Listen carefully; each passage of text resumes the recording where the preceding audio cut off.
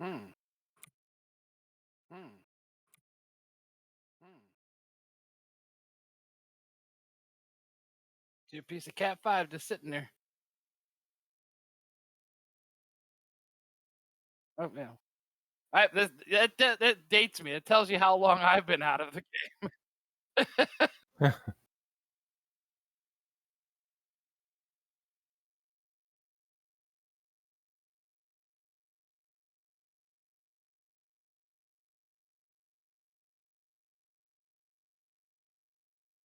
So we're picking up where we left off. So we're like not fully healed or spells or anything, right? All right. Yeah. I lost I lost 2 hit points last game, so I'm almost dead. Uh, oh, somebody yeah, I'm at 19, which is close to death, so yeah.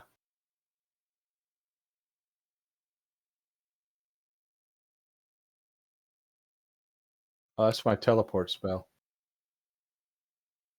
Oh, that's right, I don't have that yet. Where's your scroll? There should be a scroll. Your get out of jail free card. You just got I to read the scroll I and don't get the hell out. I got every scroll but that one. Oh,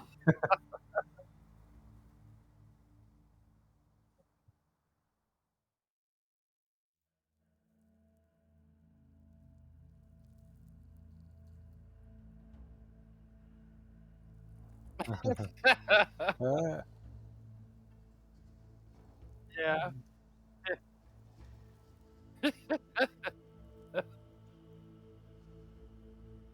I s- somebody should still have a strength spell on them though, because I did that.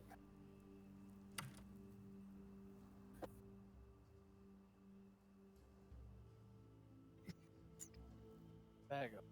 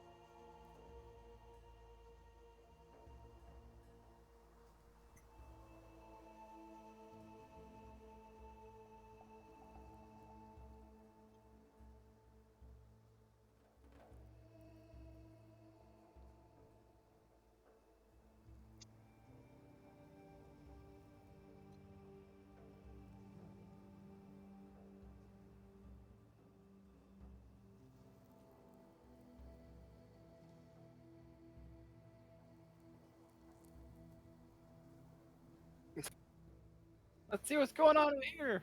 Oh, we're out. I got 6 minutes. Let me go get a burger. Did I tell you that one story where I was doing a live game and a guy took off for a taco, came back 2 hours later? One of the players. Oh my god. Oh, wow. He took off for a taco, one of the players, and he came back 2 hours later. While you were gone, I was like, "Where'd you go to the next state to get it?" Yeah,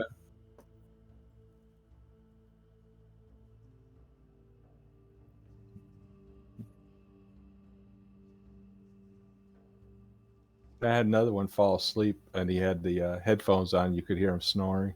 oh my god. Actually, that happened to Monkey once. He left his mic on when he was sleeping. We could hear him. Uh, Yeah.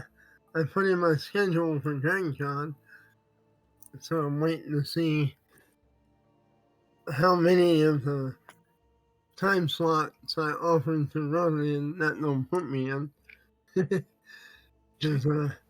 they want you to run like 20 hours or so for a free badge, but it's more important in person than it is online, apparently, because you'll actually be there and all. But so I have slots from like 9 to 1, 2 to 7. Jeez. So we'll see what happens. They're running adventures from Journeys to the Radiant Citadel, apparently.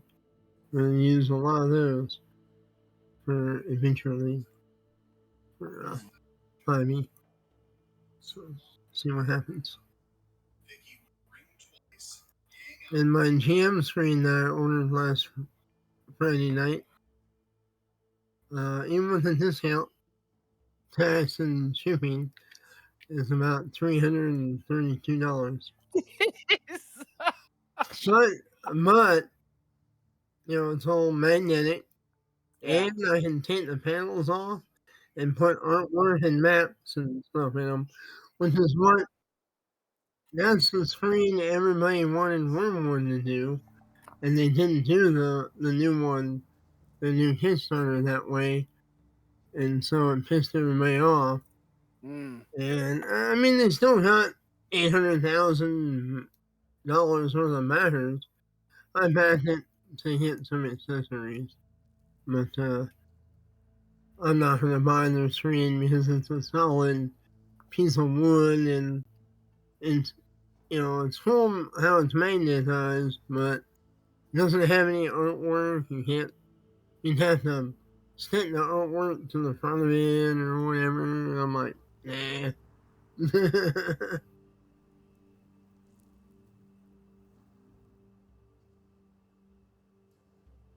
I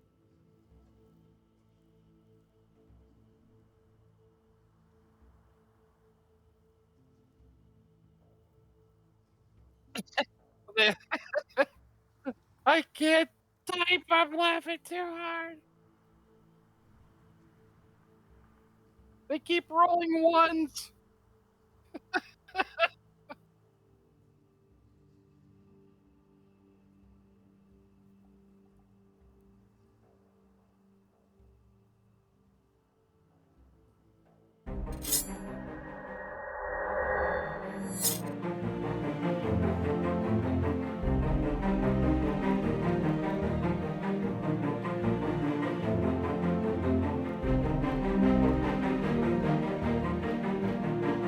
Hey, you guy!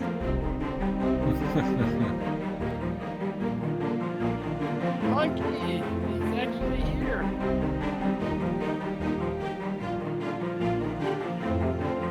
Ah, Mango like candy.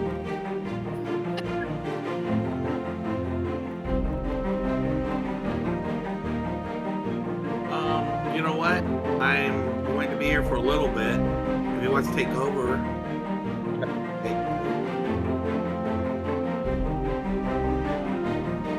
Yeah, I'll just have to bug out early just because I just got home. Got some food, so yeah.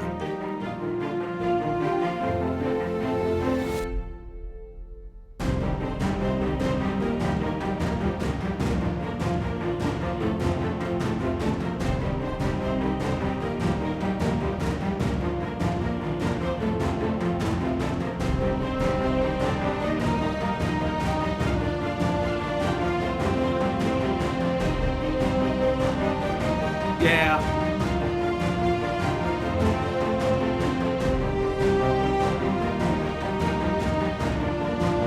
When you come back, find out we traded the horse for a camel. Might not be too happy. Y'all or that, or y'all sold to the dog food company. oh wow, that was a joke earlier. If you didn't show up, we were gonna roast you. Yeah.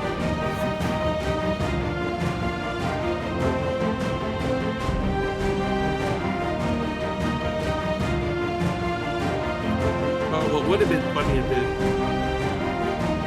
you would have tried to do that and he like totally party wiped out all you. Yeah, exactly. Yeah.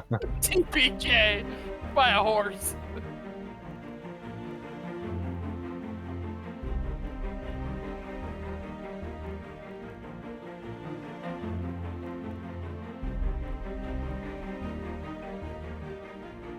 I'll tell you, I'll try to play as late as I can. All right.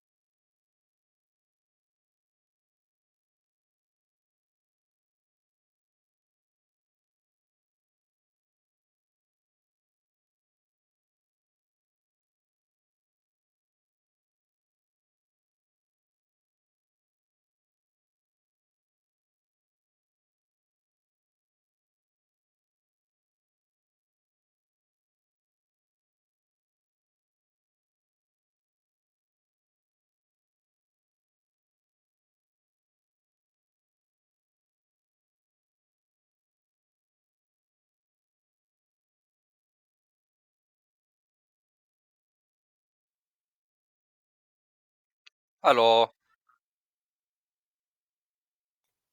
I know nothing about this game.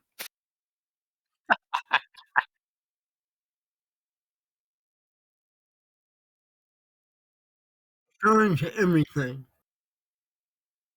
Charge everything. Gotcha.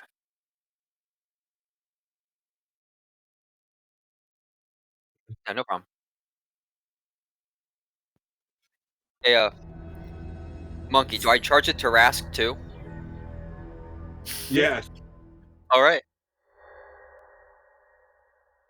They can't hear you. Yeah, my wife just told me she can't hear us either. Oh, no.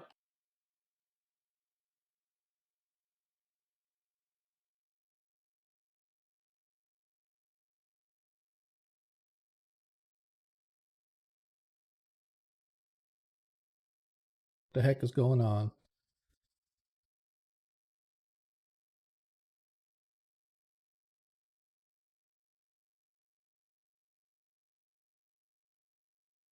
He says he can hear you now, or somebody said good.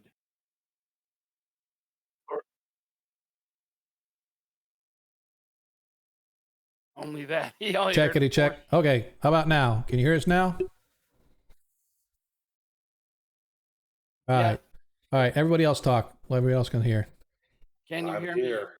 Can you hear my players too? Testing. All right, start from the top. Yeah. Okay. Yeah, you can hear me. Okay, so what we're gonna do is we're gonna roll back time, and we're gonna pretend everybody heard everything that I just said, and that really upsets me. I don't understand. That's kind of interesting because my mic was showing that it was working earlier, and so I don't know why all of a sudden it stopped. But thanks for pointing that out. Hey, So, Sean. Yep. I need a password to get in. Yeah, I will send it to you in just a sec. Okay. Let me finish my intro. All right, so we're gonna do this like I gave you like this 10-minute intro, so I'm gonna give you like the 3-minute intro. Number one, we're here every Monday, every other Friday. Monday is 1E, every other Friday is 5E.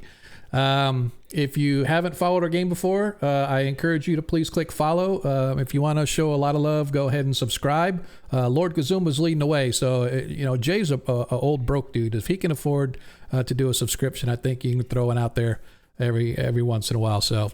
But if you're not up to doing the subscription, of course, we got a tip jar, we got a merch store. You can cheer bits. I know the players like when people cheer because for every 100 bits you cheer, it gets a +1 added to a player of your choice. They can take that +1 and they can use it on any dice roll that they want if they need to, or -1 if they need to get a lower score, right? So if they have to roll under, they can use that as a minus. But anyway, we know what we're doing. You just give us you just cheer the bits and we'll figure out what to do with it. We do have some still on hand from that have been carried over from last session. So yeah. So what else?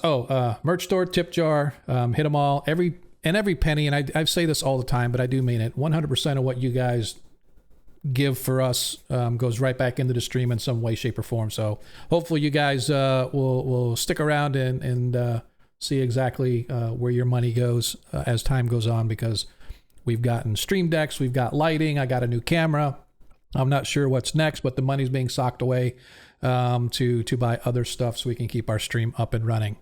And last but not least, Greyhawk Creatives. And I said it was kind of funny and fortuitous that Dollar Kazumba popped in here because he is the spearhead of the Greyhawk Creatives team channel. If you haven't been out there, twitch.tv/team/Greyhawk Creatives. You can go and see a plethora of content out there, all related to Greyhawk. So I do apologize for the snafu on my mic or whatever it was. Something happened on the settings with OBS. I have no idea what happened, but I went and looked at the mic and it said not available, and I'm like, what? So I fixed my mic and here we are. So if you missed all that intro, hopefully you guys will just sort of catch on as we go. But I do want to talk about what happened previously, and give me just a second. Oops. I have to give giving. You got to give the players an extra 5,000. I was, something. I was actually going to do that, but I almost did it in for real. if it wasn't for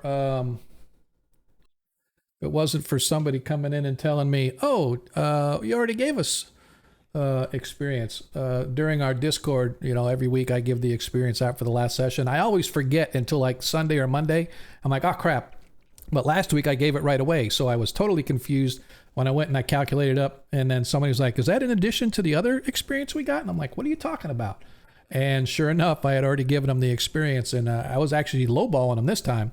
The second time I was given the experience, they were like 500 under or something, so I did a miscalc somewhere. But anyway, I do. Wait, do we have 10,000? No, you do not have 10,000. Ronnie, then I'm just going to start docking Ronnie experience whenever he does that in Discord. So every time he says, "Yeah, I got us an extra 10,000." Oh, look, Ronnie lost another level. My bad. Accident. What? So let's talk about what happened last week, shall we? So our party, having finished their foray into the area of the slave lords, they managed to escape and head back over to Dark Shelf, where their whole slavers excursion began. And there Zadkiel began to undergo dreams at night. His like nightmares, more or less. And the more it went on, the more he couldn't sleep. And eventually he realized that it was some sort of a calling, whether from St. Cuthbert or whomever. He was being drawn into the bright desert, somewhere within the desert, in the ruins of which there are many in the bright desert. The bright desert in the world of Greyhawk used to be a lush, fertile valley from the nation of Solm. And in the ages past, their last king made a deal with the unholy deity, and he put upon his head the scorpion crown, and immediately his lands began to crumble. His people were transformed into hideous man scorpion. Think of you can think of Drider, for those that know the Drow spiders, or you can think of centaurs, half horse, half men type people, but these were scorpion men, or man scorpions as they're called, as his people were just turned into these hideous beasts, and the nation of Solm became a vast desert, which is now known as the Bright Desert. Somewhere therein, in the ruins, was a creature that was torturing, and for some nefarious purpose, using a beautiful warhorse as a sacrificial or sacrificial lamb, if you will, for some unknown purpose. And Zadkiel saw this in his visions, and as he was trying to sleep every night, it got worse and worse, to the point where right now Zadkiel is so sort of constitutionally and mentally drained that all of his attacks are at a -2. All of his dice rolls, I should say, are at a -2 because of the strain and the lack of sleep. But travel through the desert they did, and they came upon a Flanish tribe of desert nomads led by a man known as Jasil, their tribal leader. And there the party discovered that they were heading to a ruins of Unak, and it was an old necropolis, and now it is rumored to be haunted by undead of the most vile sort. And so the party, after spending a day with the nomads, and with the aid of a pair of centaurs that had been summoned by our druid Ronnie, made their way to the northeastern edges of the Bright Desert, just along the ridge of the mountains to the east. They found a set of ruins that they believed to be at least a small portion of the necropolis of Unak. And so there they encountered the aforementioned man scorpions, where they were assaulted by a small group of them, a raiding party or a hunting party of some kind. And once they disposed of that threat, they managed to find their way down into the lower necropolis. Now, obviously, for those that understand how the world works, these ancient ruins were sunk into the ground, and they have long since been covered by more earth and more desert and sand. And so there are layers upon layers. So as they go down, they discovered that they were on an old, what looked to be probably an old walkway or some old entry into a vast palatial region. And they could look over banisters, but all they saw now is dirt and earth and rock and stuff, because obviously it has long since been collapsed upon. So, moving their way down, the first thing that they managed to dispose of, they were attacked by a horde of scarab beetles. And for those that don't know what that is, if you've ever seen any of the mummy movies, when you see these hordes and swarms of beetles come up out of the walls and out of the ground, and they immediately swarm over the top of people and eat them, literally eating them alive. That's what the party managed to face, and they managed to destroy them without taking a serious amount of damage, although the beetles definitely did get under their skin, so to speak. And that said, the party has since moved on, and they came around, found themselves a flight of stairs that they went up and back down around, and they found themselves on the other side of this great hall, and they've come to an entryway. And at this entry, there are actually 2 flickering torches that give just a little bit of light into the beyond chambers. And as you look into the chambers, my friends, you can see what I was talking about as we ended last week's episode. As you stand there in the doorway, you can see these flickering torches sort of giving a faint illumination. And by the way, these torches and even the light that you guys carry with your continual light lantern is very subdued, as if the air is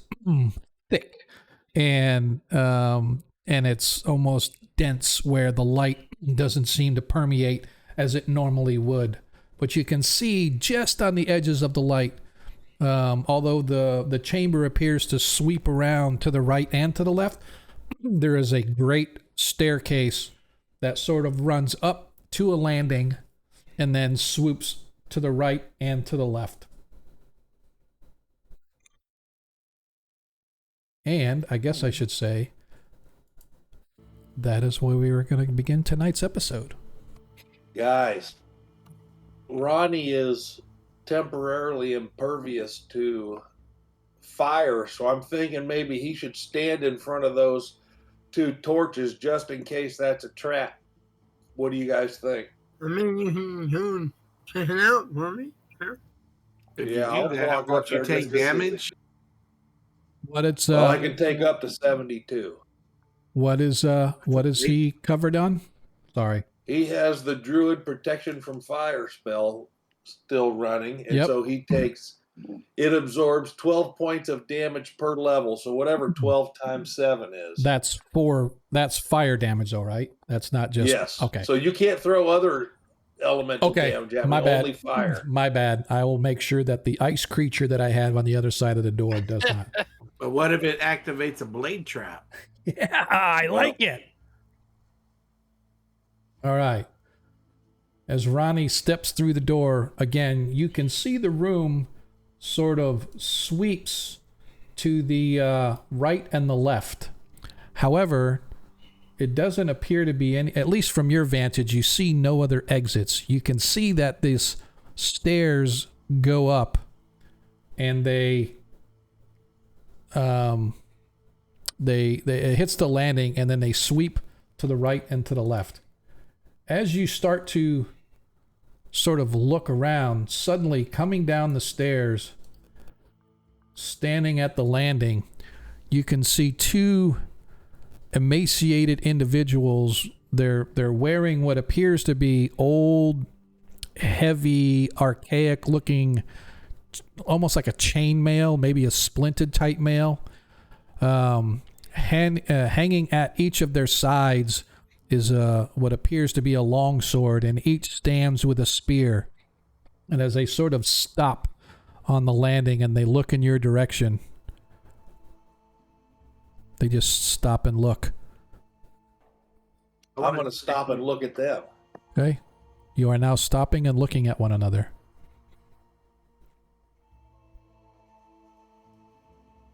Well, I don't seem to have set off a trap, so if anybody of you hard chargers wants to come in here and take damage, you're more than willing to. I'm turning invisible. Yeah, Okay. since I was already wearing my hood on my cloak here, I'm hoping they didn't see me. Okay. So I'm gonna move over through the torches and over to the left. Okay. Go ahead and move yourself. Yeah, you have any room under that cloak? No. I'm gonna detect evil.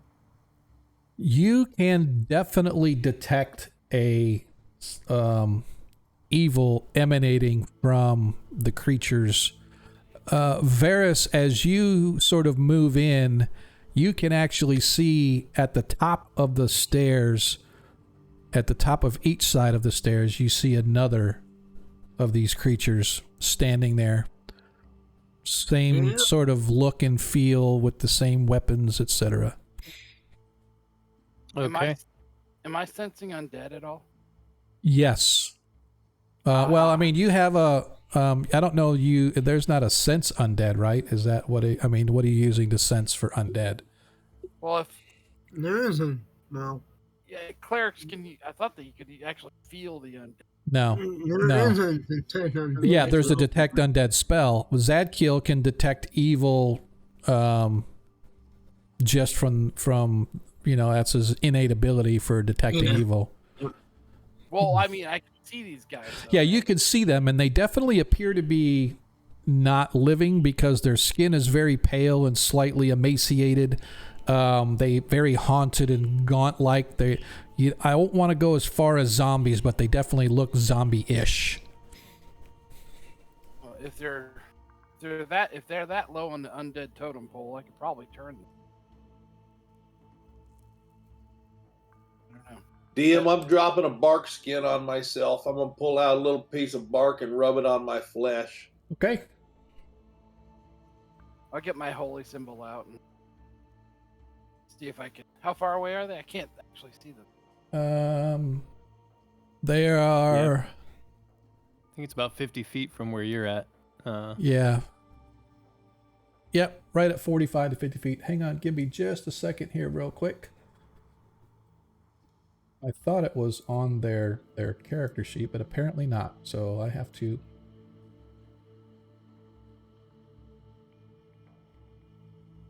There it is. Okay. I'm gonna Gotcha. say a prayer. All right. You are going to say a prayer as the spell prayer, or are you just No, going to say I'm a gonna prayer? say a prayer and to St. Cuthbert about giving me some blessings. Okay. And intervene would be nice. And then move forward with my Okay. shield as if I'm coming in to either die or not die. Like Okay. with a determination on my face, as if a feeling of confidence, although I am weary and weak a little bit. What you know. what level is oh my gosh. Declan. He's 8th level. 8th level? Okay. What's the range on turning? That's what I was trying to find right now. I'm not finding it. I thought it's if you could see them, or they can see you if they're in vision. Yeah, that's what I was wondering too. I don't see anything that's specific. But unless they have no eyeballs. Yeah, Jay, if you're still out there in chat, do you know off the top of your head?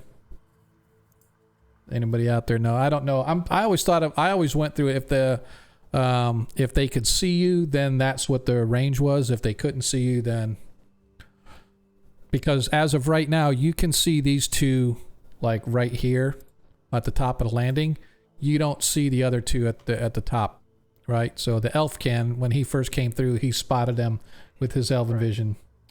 Yeah, I've always used visual range too, so that's what I'm going to go with too. So you can see these two and they can see you, but the two at the top of the stairs cannot. So you are right now not aware of them. So you're more than welcome to turn these if you want to try to turn these. I'm gonna try it. Yeah. I just gotta roll a 20-sider. Yep. I don't know what they're classified as, so Yep. it'll. And if Barris notices Zadkiel charging in and Deglin starting to do his voodoo that he do, Barris is just gonna come over here All right, and get ready for go time. Madeleine Kahn said that. What's that? You do the voodoo. Oh, Daddy. gotcha. Okay. One of the Mel Brooks films. Yeah. All right. So go ahead and move to where you want to move and then roll. Oh, what happened? You know what? Hang If on. I can see him from here, I'm just gonna roll from. Yeah, I'm sorry. I can't see anything. What do y'all see? Oh my god! As you step up, you hold your holy symbol before you, and what do you say? I What do say, you by Jeskar's power, you shall Say natural go 20. away. As you do that, you feel this energy surge through you, and this glowing shaft of light sort of illuminates around these two creatures. You watch their heads sort of throw back, and they just eviscerate and turn to dust as the light energy of Jaskar has completely destroyed these two creatures. Learn Music has redeemed a natural 20. Sweet. Who's it for? Learn music. Anybody particular? Jacob, you want to monitor the chat and take care of all that stuff for me? I just need to know who you want it to go to. Anyone? All right. So the party now has. All right. I forgot to go over this. Let's go over this here real quick. Currently for tonight's session, when it comes to Nat 1s and Nat 20s, the DM has a Nat 20 and a Nat 1. The party has 2 Nat 1s and 3 Nat 20s. So I just want to make sure that you guys are aware. So if you guys don't have that, and that's all for the party, right? 3 Nat 20s, 2 Nat 1s. The DM has a Nat 1 and a Nat 20. As far as characters go, as far as your pluses that you were given for people that cheered, the DM has a +2. Barris and Deglin each have a +5 and a +1. Mythendar has a +3. Ronnie has a +2. Varys has a +1. Zadkiel has a +1 and a +2 because he used 3 out of his +5, so he left him with a +2. I just want to say thank you to Learn Music. Yep. Zadkiel's middle name is anyone. So. That's funny. That's Let's see funny. what game we're playing. I see. Got it. All right. So you guys watch as Deglin stands up there, and this shaft of light sort of what's more of a glow, a halo glow sort of comes down, hits these creatures and illuminates them briefly, and you watch as they sort of, their heads go back and their eyes become black sockets, their mouths open in a silent scream, and then whoosh, it's almost like they erupt into dust, and you watch as this, whatever they were, just sort of floats away, the remnants of their armor and weapons clattering onto the stone stairs before you. Wow. I walk up to the cleric and I say, "Brother, what were those?" If for them to disintegrate that easily, they must have been like skeletons or possibly zombies. So just so you know, I'm sorry, gotcha, Varys. Hang on just a sec. Just so you know, a cleric of 8th level, skeleton, zombie, ghoul, and shadow all are immediately damned. So they were something at that level or below. You get up to the stairs, Varys, you can see, you can't see to the right, but up to the left you can see there's another one of these warrior creatures standing there, and as you watch, it begins to move its way down the stairs. Well, I'm invisible, so Right. Understand. Begins to move its... I'm just waiting for it. DM, I'm gonna hit it with a sling stone if possible. Well, as they come down, they stop. They look down at the stairs, and they look up towards you all, and they let out a silent scream as they point their finger. They put their spears down. And I need somebody to roll for initiative. They scream like that guy on Invasion of the Body Yes, Snatchers. yes. But it's silent. All right, nobody was surprised. So as we go into this, let's talk about actions. So, all right, Barris, action. You see that there's two of these creatures have come down, one from the top left, one from the top right. Both of them almost twin brothers to the other two. They're all like quadruplets, if you will. Same kind of armor, same weapons, a long sword at their hip along with the spear in their hand, wearing a heavy plated kind of a splint-like armor, and they're getting ready to come down the stairs. So what actions does Barris want to do? If I guess if I get initiative, who has initiative here? Nobody yet. We do? Nope. Okay. Actions first, then we roll to see. Gotcha. Yeah, I guess I'm going to either wait for one to come by, or worst case scenario, go for my sword and of course reveal myself. Okay. And then head up the stairs to attack. All right. So if they come down, then you're going to wait for them. But if they don't come down and you guys get initiative, you're going to just draw your sword and go? Yep. Okay. So regardless, you're going to do your sword. It just depends on when you're doing your sword. All right. Deglin? Deglin? I'll try to do the same thing I did in the last How many turns do you get, by the way? I want to make sure it's not like every... I forget. Is there a limit on turns in first edition? I'm probably thinking fifth, I know. Yeah, no, I don't think so. I've never heard of No, it. there's not. Okay. Gotcha. You just can't try to turn the same things twice. That's right. Yeah. Thank you. I knew there was something like that. That's like... I'm trying to think of like, oh, wait, no, wait. There is no limit on turning. I'm just confirming it. All right. Mythandar. Actions.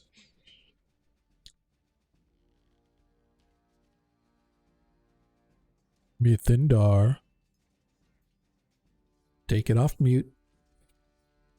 There we go. I'm just going to go ahead and toss 3 darts and cheer on our cleric to turn them again. Okay. Ronnie. Dust. Sling stone. All right. Varus.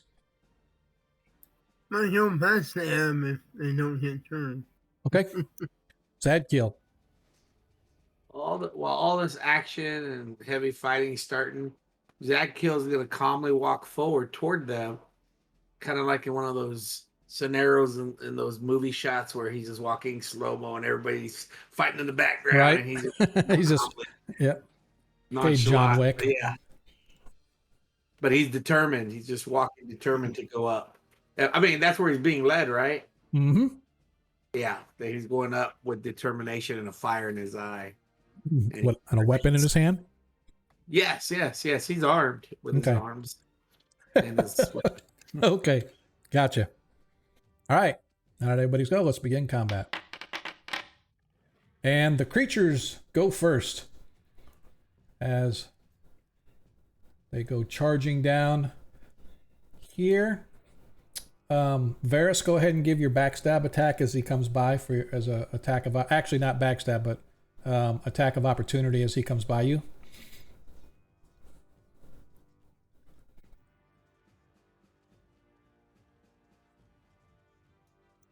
So attack of opportunity.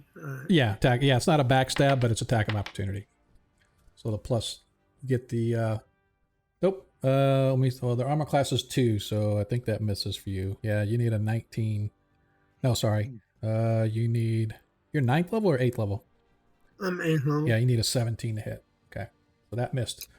As he comes. Well, I'm past them. Well, I mean, yeah, I mean, for on your attack you can, but for an attack of opportunity, I'm not giving the backstab. Yeah, I know. That's fine. Yep. So he takes his spear and goes after Ronnie. AC 4 DM. Gotcha.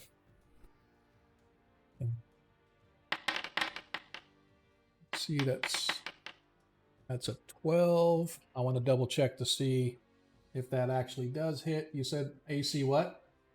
4? 4. Yep, that does hit. They needed a 11 or better to hit. So as he comes charging in and he impales Ronnie with his spear, jerking it back, giving Ronnie 5 hit points of damage.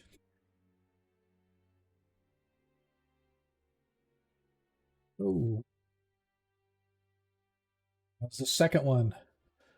Comes charging by. Go ahead. Barris, go ahead and give your attack of opportunity, armor class 2. All right, and so I unveil myself from my cloak. I draw forth my flame tongue. Okay. I believe that has a +4 on undead. Yep. Need to hit armor class 2. So yes, with the +4, that's a hit. That's a 13 of a roll of a 13. So Yep. that would hit. Yep. 8. That Alright, hits. So small, medium damage is Medium, yeah. 2. And, Okay. I guess the. You know what? I have to double check. I don't remember if the +4 counts to damage. I always thought they did. I always thought it was +4 to hit Yeah. and damage, but we'll go ahead and I'm going to go with that right Okay. now. So that was 6 And hit do points. I? Quick question: do I still have? I think was I affected by the strength spell last time? I can't remember. Yeah, it should still be in effect. Somebody has it. Yeah, pretty sure I can't remember if it was you or Zadkiel that had gotten that. yeah, it's just one person. Yep. Yeah, I have on my sheet in my notes that I'm at a 16 plus Okay. 0 plus 1. Yep. So that's an additional. So that's 7 total. Yes, Nice. sir. Yeah, he Okay. didn't give it to me. Okay. The first time he did, but then he gave it Yeah. to the other. Okay. Perfect. All right. Well, his spear now goes at the priest. Fails. What's your armor class? Just to make sure. -1. I hate that. You need to get a higher. we need to change that. We need to ruin your. Ooh, I should have thought about a rust monster. That would have been cool. No, That's he needs. already happened. Thanks. So we can do it again. So he can take out the other. Now we got the shield. Now it's time to get the armor. All right. So he misses as you manage to deflect away. As you manage to deflect away his spear as he comes charging at you. And again, they both have their mouths open like they're screaming and yelling, but or war cries, but they're not making any sound. Okay. Zadkiel, you may advance and attack. They prevented me from doing my model walk up the stairs. Give them blue steel look. See, I was thinking on the catwalk, but yeah. Zoolander. Steel. No, I don't know. Is there room over here to come over here? There is. Okay, I'm gonna walk there. I'm gonna walk there. I'm gonna walk there. And I'm gonna say, you have messed with the wrong paladin.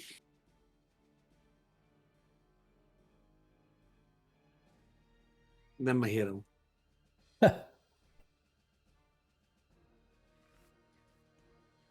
I hit him with sword. That with you get a +2 and then your strength bonus.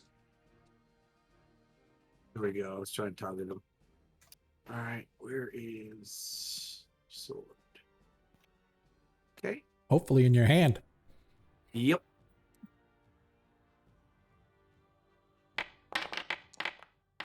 Whoa, so close, but so far. So that's Yeah, by the way, you need to take -2 off of those, but that's fine. well, you said they were evil, right? Oh, that's right. I forgot. Thank you. Yep, so you get a +2 and a -2, so all good. All right. Hey, Sean, quick question. Mhm. Can't paladins in first edition turn? They can. Yes. Okay. Yep. They turn it 2 levels below what they Yeah. currently. Yep. I'm at Gotcha. yeah, I got my turning chart here, but I All right. wasn't gonna turn just yet. Barris, you are up. Oh boy. All right. Yeah, I'm gonna run up to the back of that one and just and try to hit him Mhm. again. All right. You get a +2 for your charge. Oh. Can I say something real quick? Yep. If you said they're undead and they're that type of evil, then I have a protection from evil 10-foot radius for anybody who's Okay. around me. All right, so everybody gets the creatures get a -2. Everybody else gets a +2. So that means Barris, you now get a +4 on your attack. Ooh, it's going to be a +8. Why would it be a +8? Flame tongue. Oh, I forgot. Yep. Nope. So that hits.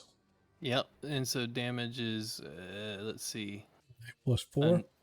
Yeah, +5 actually because of the strength. Oh. 14. So, okay. So actually, it's technically, it'd be 13 because there's already a +1 added into it. So instead of the +1, it'd be a +4. So then, you know what I mean? So if you look at your dice roll, you rolled an 8. 8 + 4 is 12, plus the strength is a total of 13. Makes sense? Very good. Yes, I think that +1's actually in there for the sword, but yes. Yeah, that's what I'm saying. It's a +1 sword, but instead of the +1, you get a +4. So it's not like a +1 then +4. So it's 13 damage. Gotcha. As you manage to take down the creature from behind, as you slice through it, impaling, blood splattering all over Ronnie and Deglin in front of it as it drops in a crumpled heap to the ground. Not really blood, but sort of like dry dust, mucky stuff comes flying out of its chest with a sword. So like the turkey on Christmas The vacation. turkey on Christmas, yes. Mythendar. I will toss my 3 darts at the last remaining one. Okay, it's armor class 2.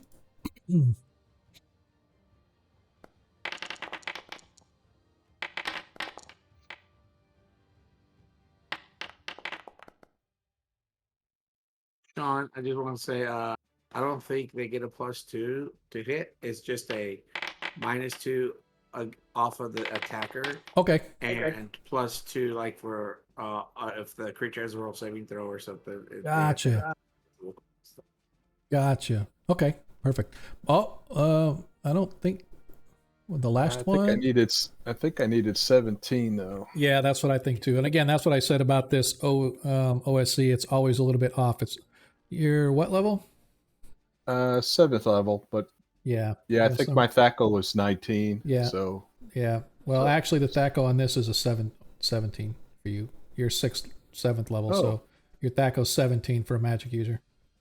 Oh, okay. So then the one did hit for 1 whole point. Yep. Hey, man, better than nothing. Take a point. Yep. Attacking us was pointless.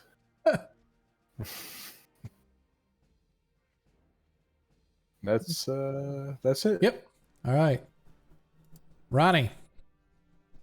All right, DM. Well, when this guy bum rushed me, I certainly put my sling on my belt and pulled my cutlass out to chop him right down. Okay. As a nice DM, I will say that's okay. Most DMs would say no as he hits for 1 point of damage. Should be 3, DM. Whatever. Whatever. Why did he get a +2? Because it's a +2 cutlass. Oh, I forgot. Thank you. All right, so you guys and your magic toys. Huh.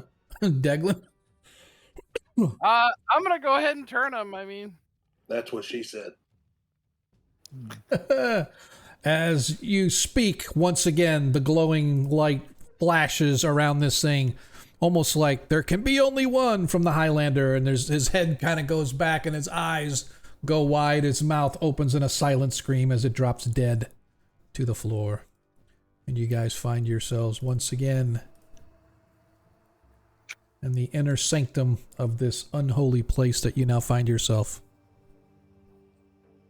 The remains of these creatures are long since gone, leaving the remains of their armor and their weapons, and that's it.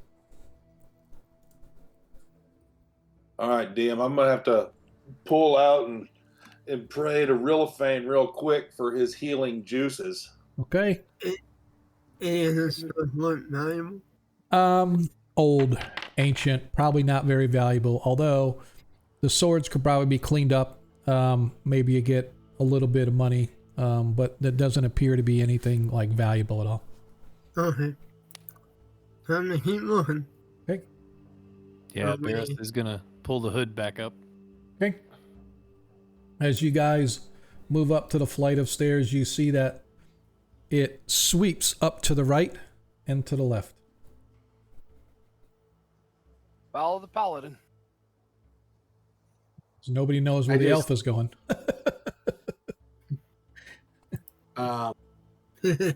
Which way am I drawn?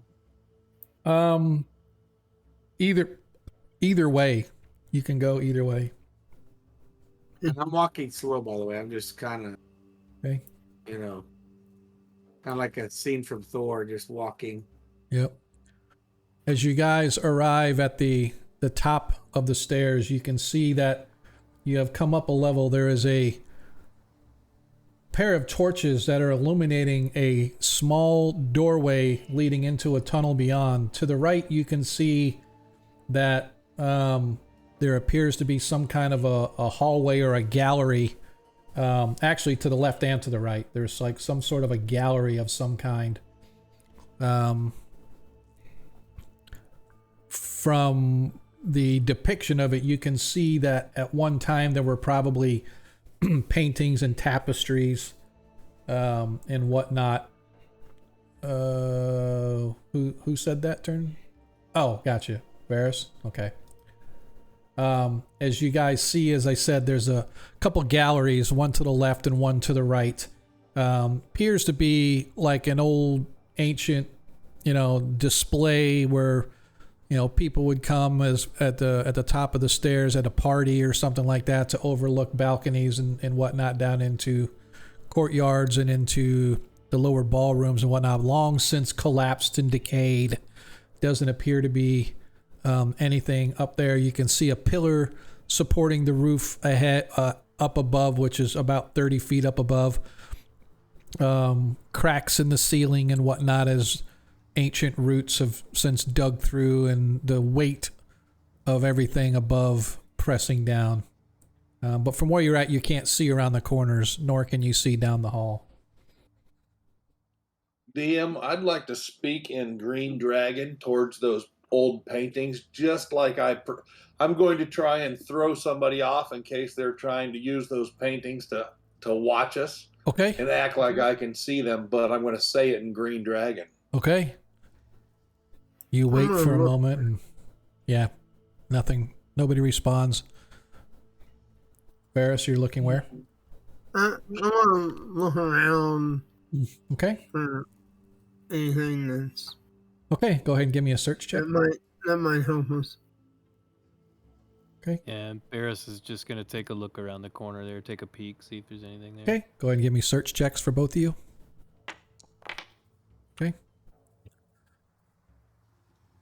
Nothing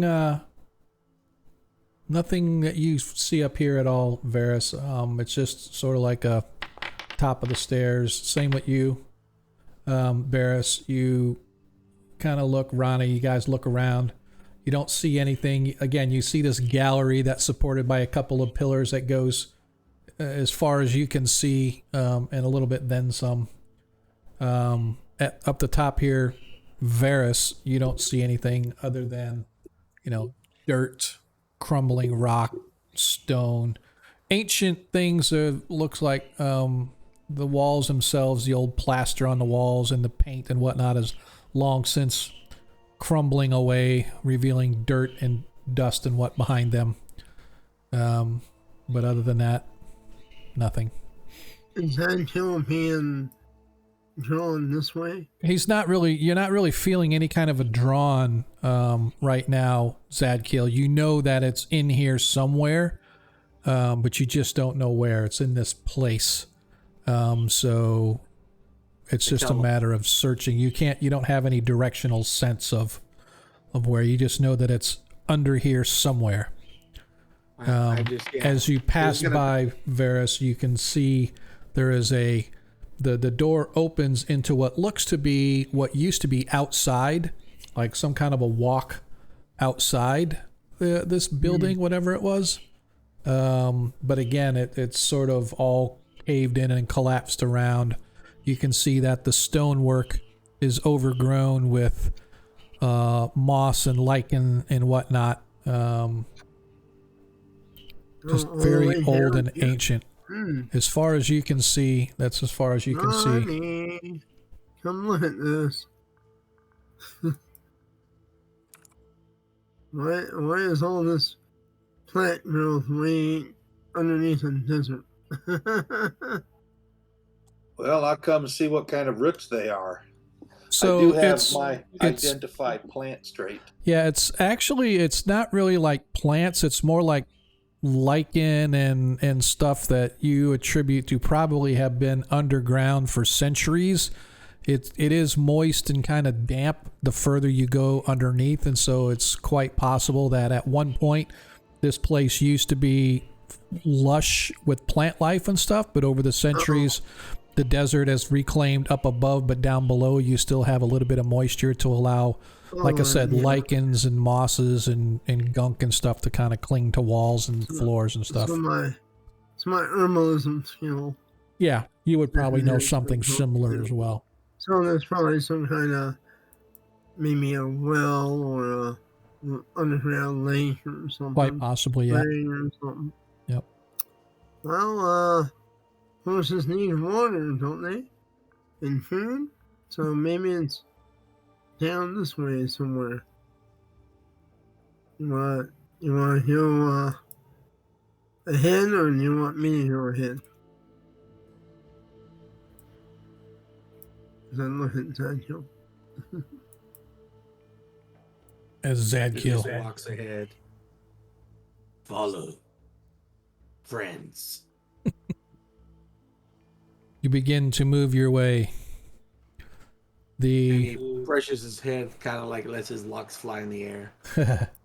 As you guys walk, the lichens and stuff kind of crunch beneath your feet, indicating that they have long since dried up and are dead. They're just sort of clinging for no other reason than nobody's disrupted them since the time you guys have. I say to the party, shield your eyes. We do not know how to or what to expect, but I am getting tired.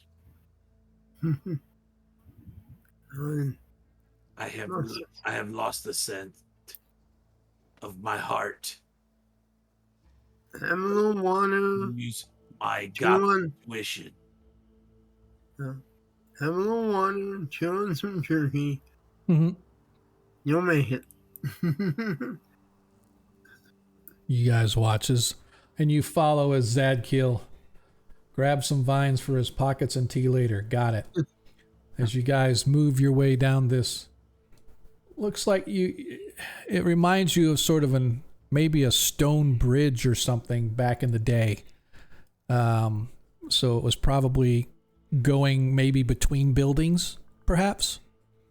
That makes sense. Does it look like a shaft or a road? No, it's more like it's to you. It reminds you more of, because the walls to either side go up about 6 or 7 feet, and then they turn to sandy dirt, so it looks like the earth has collapsed. But it still has a tunnel-like thing but you can envision if it was outside, you're walking across a stone terrace bridge between buildings. About halfway across, you come to what appears to be a metal arch. Looks to be made of like a sort of a wrought iron, and it more decorative purposes based on where you were at back in the centuries. Again, viewing this from outside, this would be like a decorative bridge of some kind. Maybe not decorative. Maybe it supported something, but yeah. I want to look for traps. Okay. Okay. Go ahead and give me Just to be safe. Yeah, you find no traps. As a matter of fact, this is the safest archway Varys can ever remember looking at. You've got psionics now. Yeah. I'm gonna detect evil ahead. You're detecting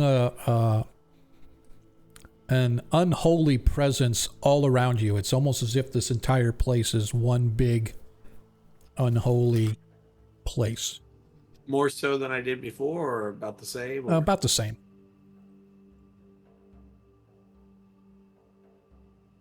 Sally forth.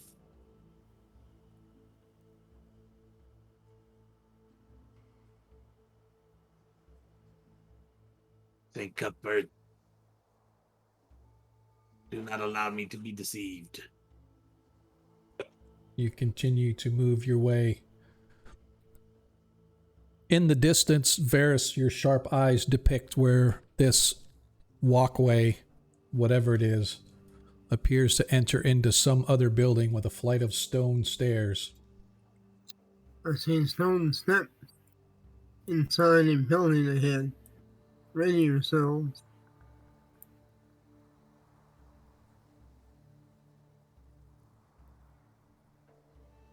Suddenly appearing all around you guys, you see these large beetles. They're not quite the same as the scarab beetles that you guys saw before, but they are in fact large beetles, about a foot long or so. They come crawling up out of the lichen and out of the walls. I need somebody to roll a D6 surprise check for me, please. Next time we're in town, we need to buy some bug repellent. As nobody is surprised. I'm going to say that nobody was surprised because you guys were all sort of on your. Oh, map disappeared. Did it? Something disappeared. I can't. Yeah, all the tokens and everything. The You map. got the chart. Oh, you Your know why? lantern went out. That was my fault. I did the wrong thing. Haha. Let's do. How about we do this instead? I put everybody in combat, but I actually made everybody invisible is what I did, so that's why I took it out. All right, so then let us talk about actions. I am going to charge him. I'm Not gonna yet, you're turn not. invisible. Well, yeah, that's right. All right. Barris, actions? So I'm going to head over to the wall to the north there. Yep. And assuming that I get the feeling they don't notice me. If they Right. do notice me, then I will prepare for combat. Okay. Deglin.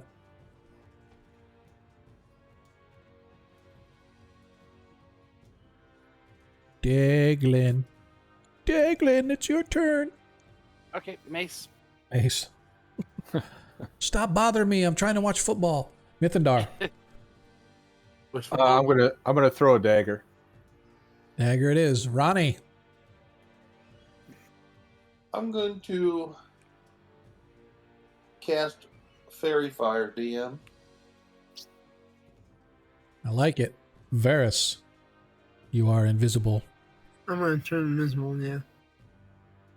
Okay. And then that's them. Zadkiel.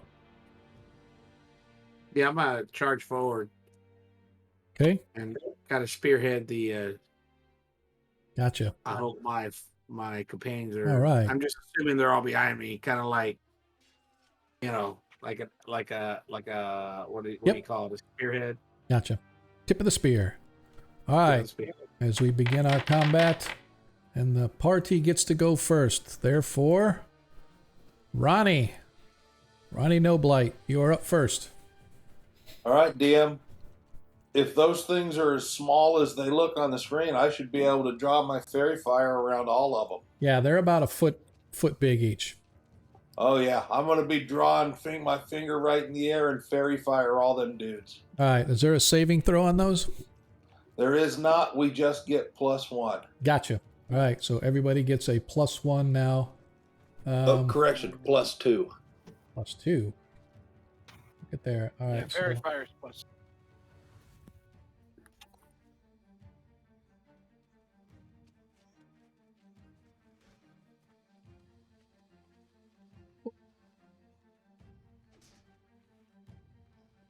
It wouldn't let me do it to all of them. Oop, not prone. All right.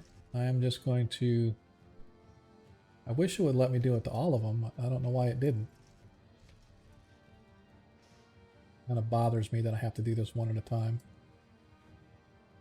Should be able to select them all. Well, now burning with fire. Not really burning, but Fire. all right, got them all marked. That's it for Ronnie. Barris.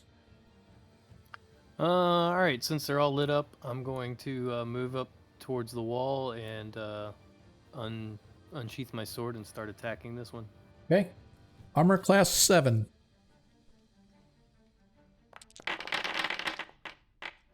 Ha ha ha.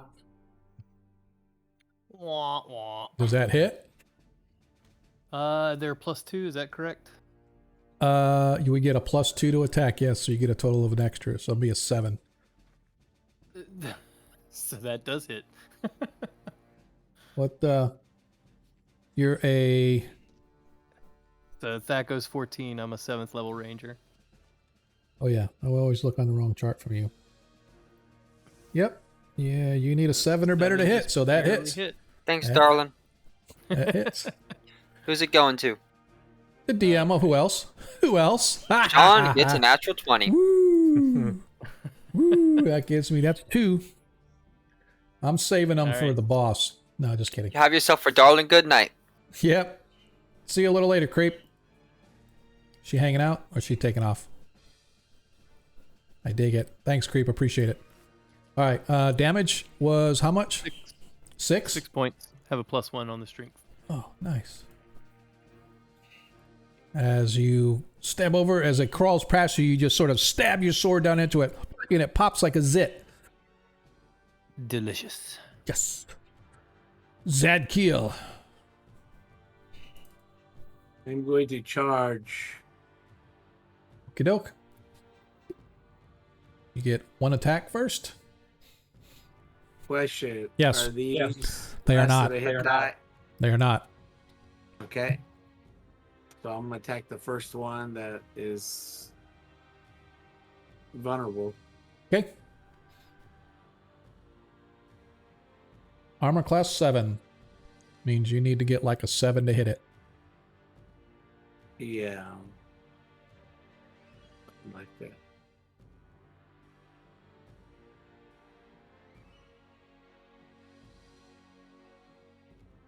Okay. There it is.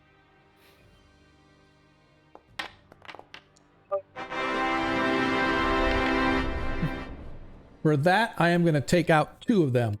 Boom, as you swing, you cleave onto one and you stomp the other one underneath your boot as 2 of them disappear from the group that's swarming over the top of the lichens to attack you. Nicely done. You don't look tired to me, Zadkiel. Exactly. St. Cuthbert gave me a boost. Varys, you're up, sir. It chose the red pill. Well, backstab this one.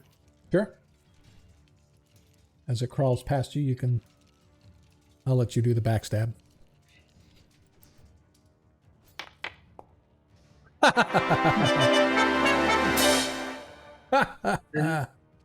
Don't even bother to roll your damage. Don't even bother. All right. Yeah. All right. Mythendar, sorry, man. They only have like 4 hit points. It's not like you need to roll the Yeah. dice. Yeah, how far can you move and also throw a weapon? 10 feet. 10 feet? Okay.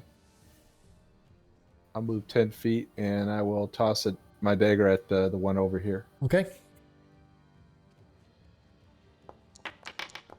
Ooh, that could hit. Don't forget, you get a +2. 5 hit points of damage. As your dagger sticks, you hear this little sort of a hissing squeal as it shudders and lays still. Deglin. Toss. I'm gonna charge forward and hit that. Okay. So you get a total of a +4 additional to whatever your normal bonus is.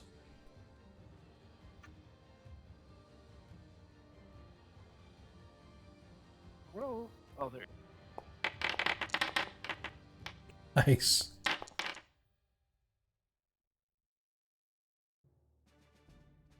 Nicely done. As yet another one goes. Finally, I get to go.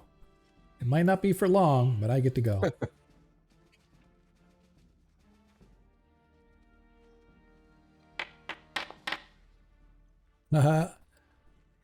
Fails. It needed a 20.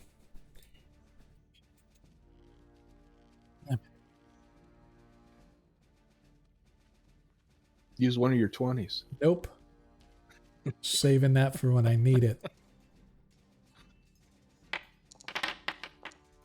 13 misses. What is your armor class, Barris? 3. 3? Yeah, I'm pretty sure that misses. Just double check. Class 3.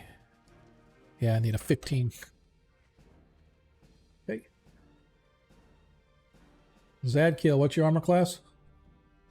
-5. No, wait. Whatever. Why do you need a war horse? -2. All right, it misses. And the last one comes up to the now visible Varus.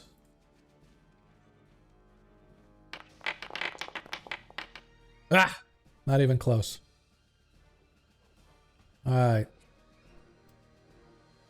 What did you say? Why do I need a war horse? This is a special horse. It's got a pocket in it like a tauntaun, so when I get cold, I can sleep in it. That's right. I forgot we were going for the mule.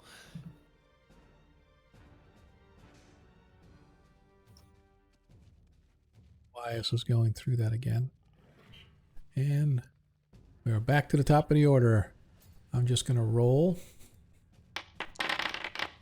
Yay, at least they get to go first this time. And back this up one. This one once again attacks Deglin. Come on, you can get a 20. Or not. This one attacks Varus again.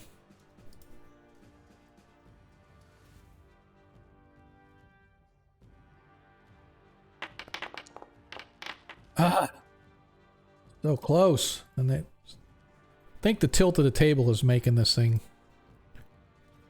The dice roll a little bit off. I was hoping you wouldn't notice I had my foot on it. Oh, missed by 2.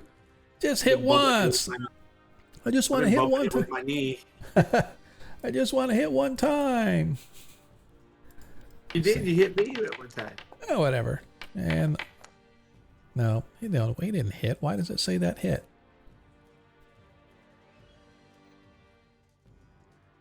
Why did it? You're Hit AC 7? I don't think so. Yeah, I was gonna say. Oh, you know what? I wonder what.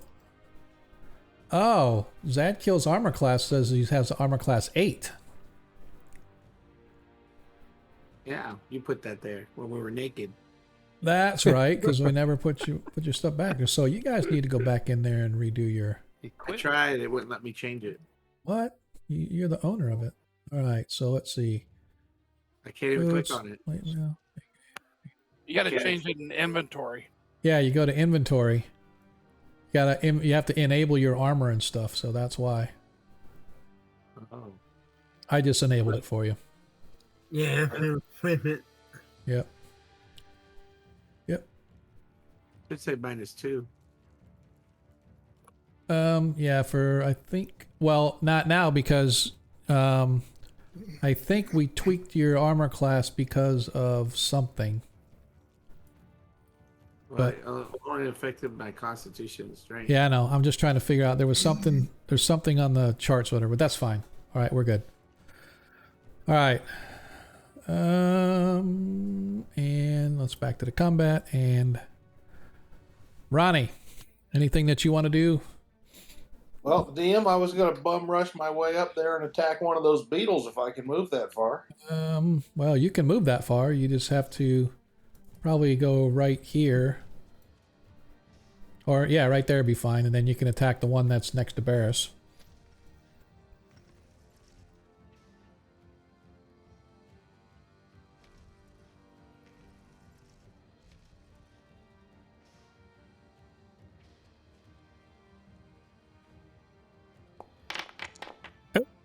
As you whack it with an 18 for 5 hit points of damage. You smash it underneath whatever it is you whacked it with, your quarterstaff or whatever the case may be. My cutlass, matey. Oh, your cutlass even too, as you stab it, filleting it nonetheless. Barris, you're up. Just as Ronnie smashes through and cleaves through the beetle before you, you see there's a few left. All right. I'm going to run around Deglin here and try to take care of the one in front of him. Okay.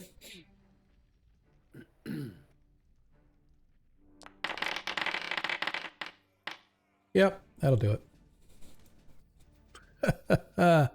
As you smash for at least 4 hit points damage? Yes. Well, actually, you did 3, but you got but you plus 1, so it's 4. That's 4. Yep. Zadkiel. Will attack.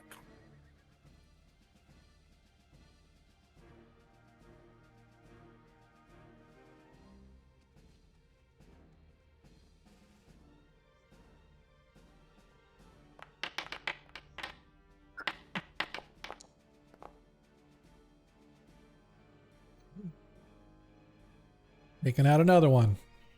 And we get a second attack. Oh, I forgot. You got your second attack. One more there in front of Varys.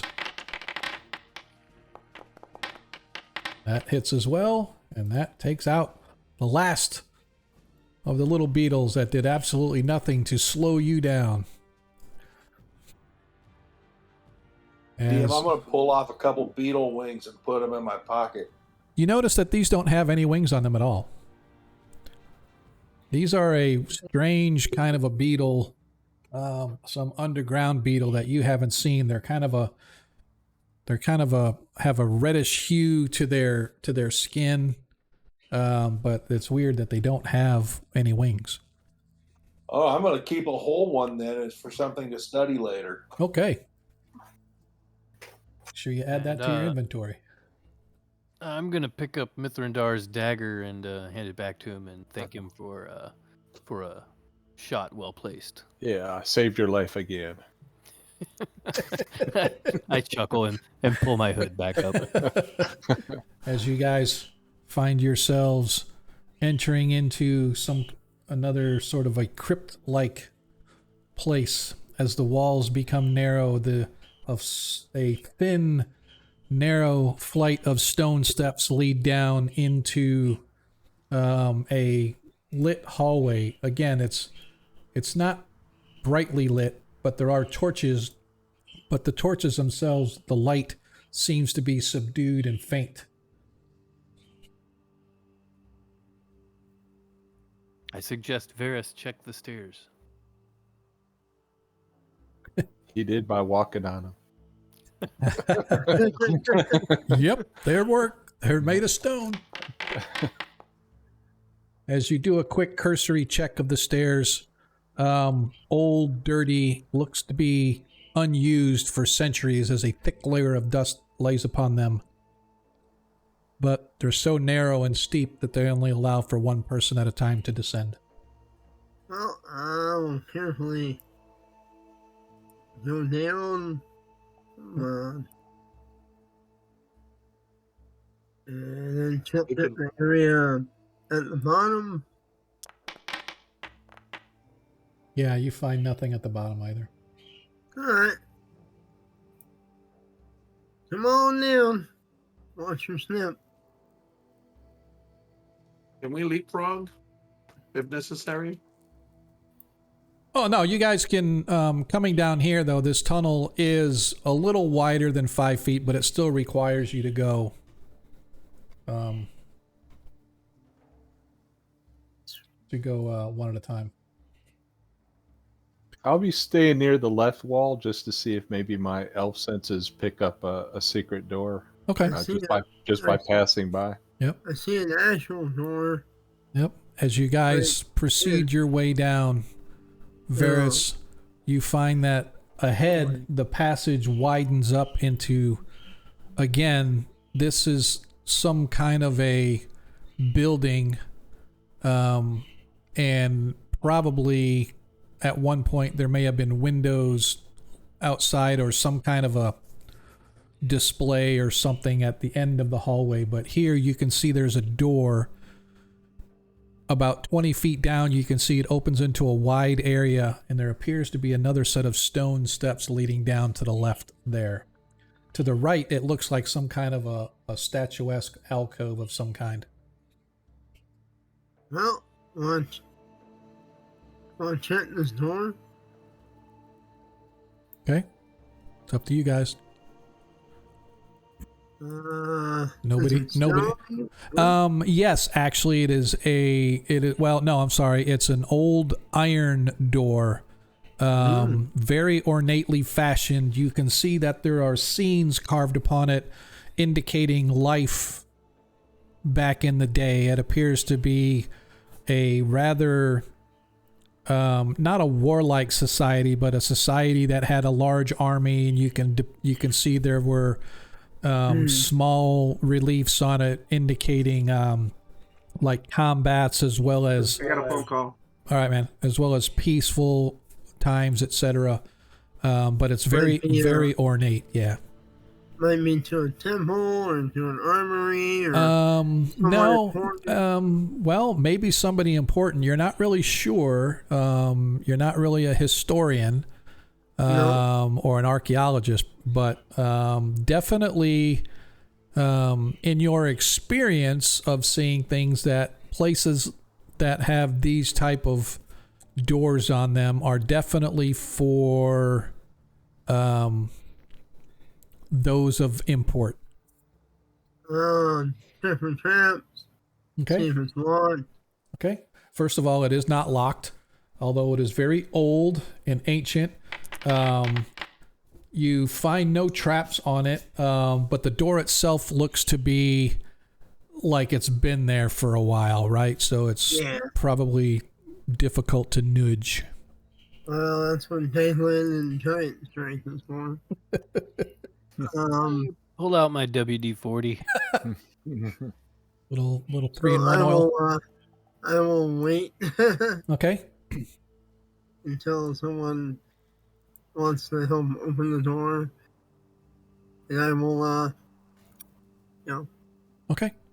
go invisible and Okay. long sword ready. Deglin, go ahead and give me a open doors check, please.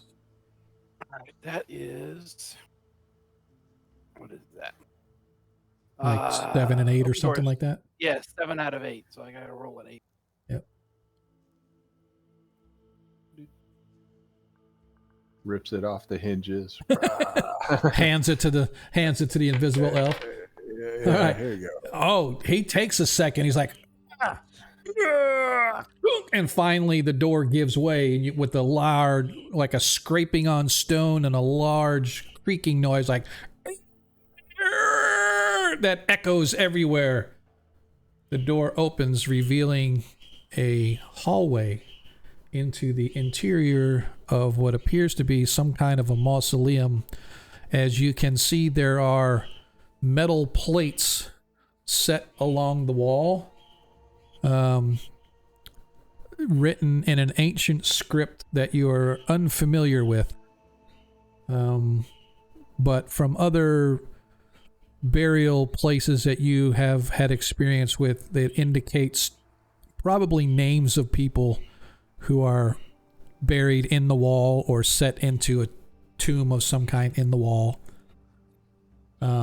Those who were of more import would have their own separate chamber, whereas those who may be of lesser nobility or lesser wealth would have like a small slab where they would be set into the wall. And you can see that there are dozens of these up and down the walls as you guys go.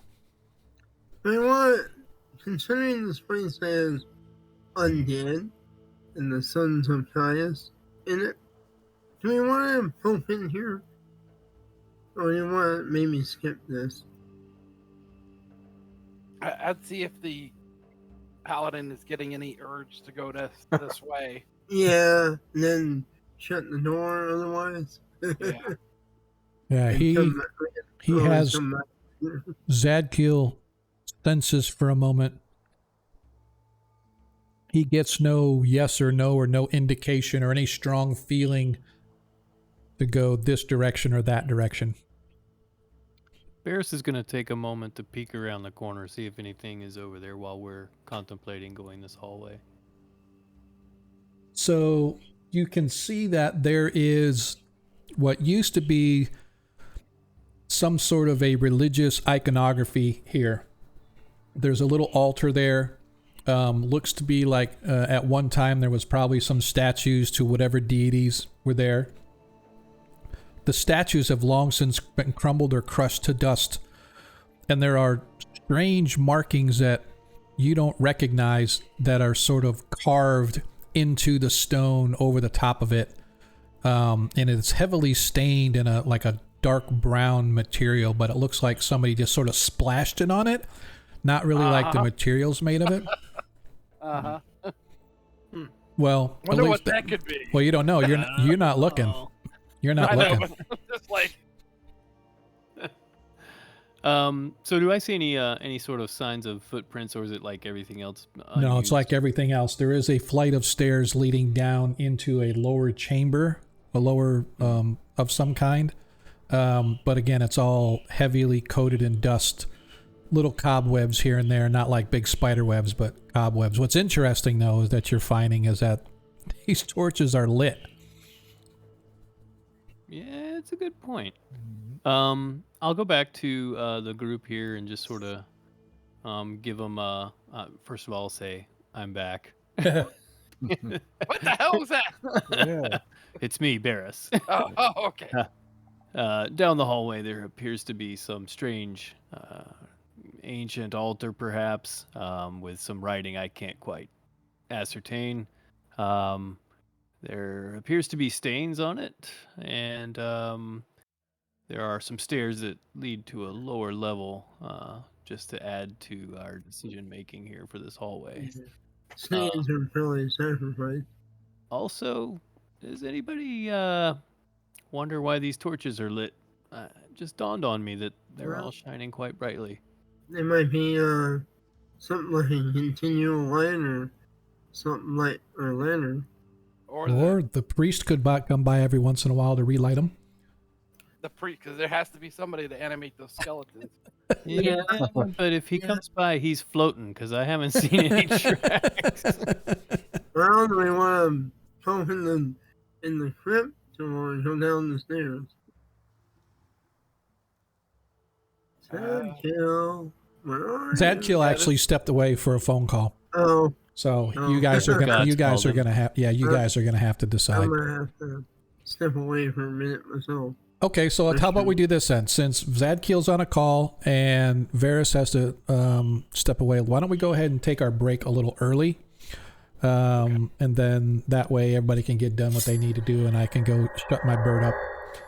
So yeah, I heard some bird chirping in the background. Well, I love your bird. It sounds amazing. It's great background music for your stream. Right, exactly. So yeah, he's. I mean, I heard it warning us. Yeah. I'll go down the hall. All right, so that's what we're gonna do then. So I appreciate you guys kind of hanging out with us as we slowly, as we slowly work our way into the as we slowly work our way through the mausoleum. Hopefully Zadkiel will be back, but in the meantime, let me set my timer for 15 minutes. Is that okay, party? Is that good with you? And actually, actually to be a little more than 15, let's be back at 9:15. That'll give everybody like 17 minutes to. So I'm just gonna put it at 17 minutes just because, so we can. And then for those of you that are out there with us, we appreciate it. All the love that you guys have been giving us, the nat 1s and nat 20s and all the other good stuff. Don't forget, party can always use +1s on their dice rolls too, so feel free to cheer away. But if not, that's okay. Like I said, we'll be back in about 15 minutes. Like I said, I'll give everybody a chance to do what they need to do. Thanks for hanging, man. And we are going to now sit back and enjoy the smooth, silky sounds of Monkey Booger's SoundCloud. We're back in a few, party.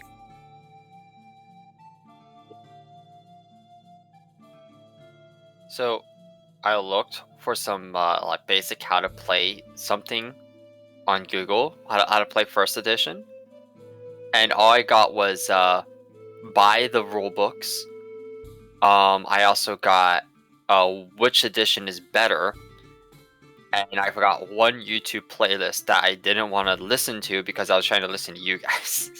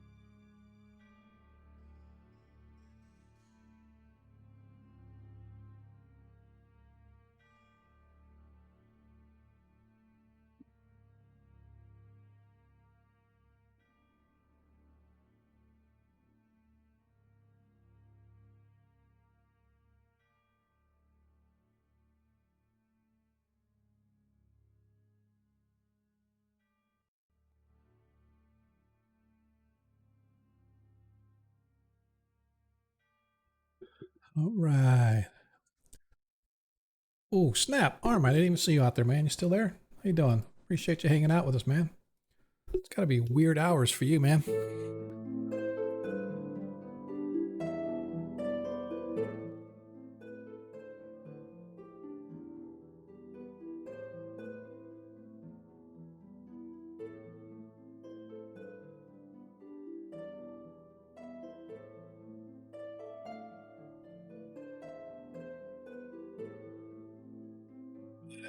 Jacob, you still here?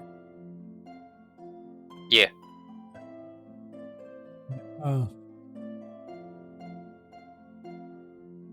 Looking through a couple things here real quick. I'm going to assign you as an owner to monkeys. token. Yeah. So that way we can Bring see a back. sheet. Hey, man. I'm Welcome. sorry, I had a. No. It was it's a teacher I'm mentoring. You are good to go. We went to break a little early. Okay. So we'll be back about 9:15. So a couple other people had. Yeah, I think if it's okay. I mean, I hate to not be here, but Well, I won't. I will tell you, I will not do the final battle without you. So Okay. it'll probably take them a little bit to get down there. So I'm hoping the way things have been going, I'm hoping things will go as planned. And by the time they get there, it'll be just in time to end the session. And then boss battle will be for you. Before you go, Monkey, what send me in a PM what your god's name is, and give me an example of how he speaks. Your character speaks.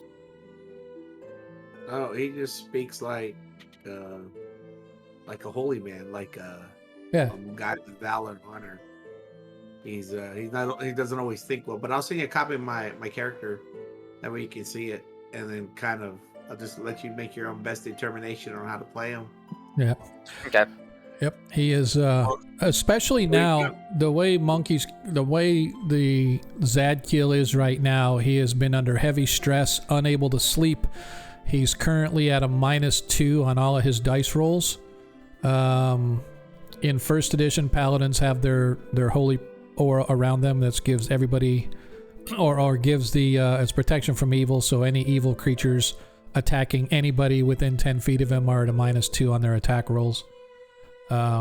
But yeah, so it's basically it's like first to him, let him know that it's the evil, like undead evil, not like just an evil person. Yeah, it's just not. Yeah, it has to be something associated with the negative plane. But anyway, we'll get through that. I love this layout. Can we get this layout for our game? Why? Oh, the I love stream? the way it's set up. What, the stream? No, the character sheets. Oh. No, this is OSE, and it's actually okay, but I actually like the 5e. It's okay, but these are simple, easy sheets that you can do, right? So Okay. But anyway, Give me a quick rundown how this works. So it's really just like the 5e, right? So you target, you swing, you hit. The only difference is first edition AD&D is slightly different than OSC, which is the system that we're using, because there is no AD&D first edition. Yeah. So OSC is kind of like basic D&D. So whenever we roll a hit, we have to confirm on the chart, said, okay, did I actually hit, or because sometimes it's obvious if you hit, but sometimes if it's close, like, oh, I thought I needed a 14 when in fact first edition only says you need a 13 or whatever. So anyway, it's just a matter of rolling the dice and when you're attacking and stuff. So I noticed that the modifiers are completely different here. Yep. Yeah, there are no real modifiers, right? So for Zadkiel, his strength, it gives him a +1 to hit and a +3 damage. That's his base strength. But right now he's at a -2 on all of that. So he doesn't get his +1 to hit, and he only gets like +1 damage now. So okay, I thought there was modifiers based off of the size or something of the enemy too. That is on the weapons. So if you look at the inventory, you'll see that there's a longsword and a longsword large, and then a wooden long. We didn't do wooden longsword large, but basically the reason we did that is because there's no way to do a modifier in this system, to modify the damage roll based on the size of the creature. So okay, so the damage is modified by the size. Okay. Yeah.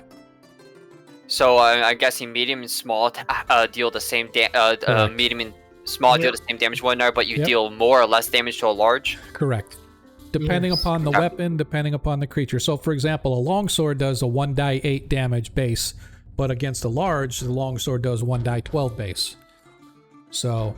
Okay. And he doesn't have the large for his +2 longsword, but that's fine. We can work that out. So. Yeah, no problem. And I have his everything you need to know, like technical stuff, is all on that sheet that I just sent you. Awesome. And awesome. just to let you know, Tarikas is the nephew of this guy. Yeah. Okay. So- Do they sound the same? Yes. Very similar. Okay. All right. Perfect. That makes it much easier. Yep. Alrighty. Yep. But yeah, his deity is Saint Cuthbert. So it's all Greyhawk. So same thing as Eurekas. And for those that are listening, Eurekas is our 5th edition cleric who plays every other Friday, of which Jacob, who is sort of standing in for Monkey tonight, at least for mechanics purposes. They play together Do in not the worry. game. Saint Cuthbert will bless everyone here.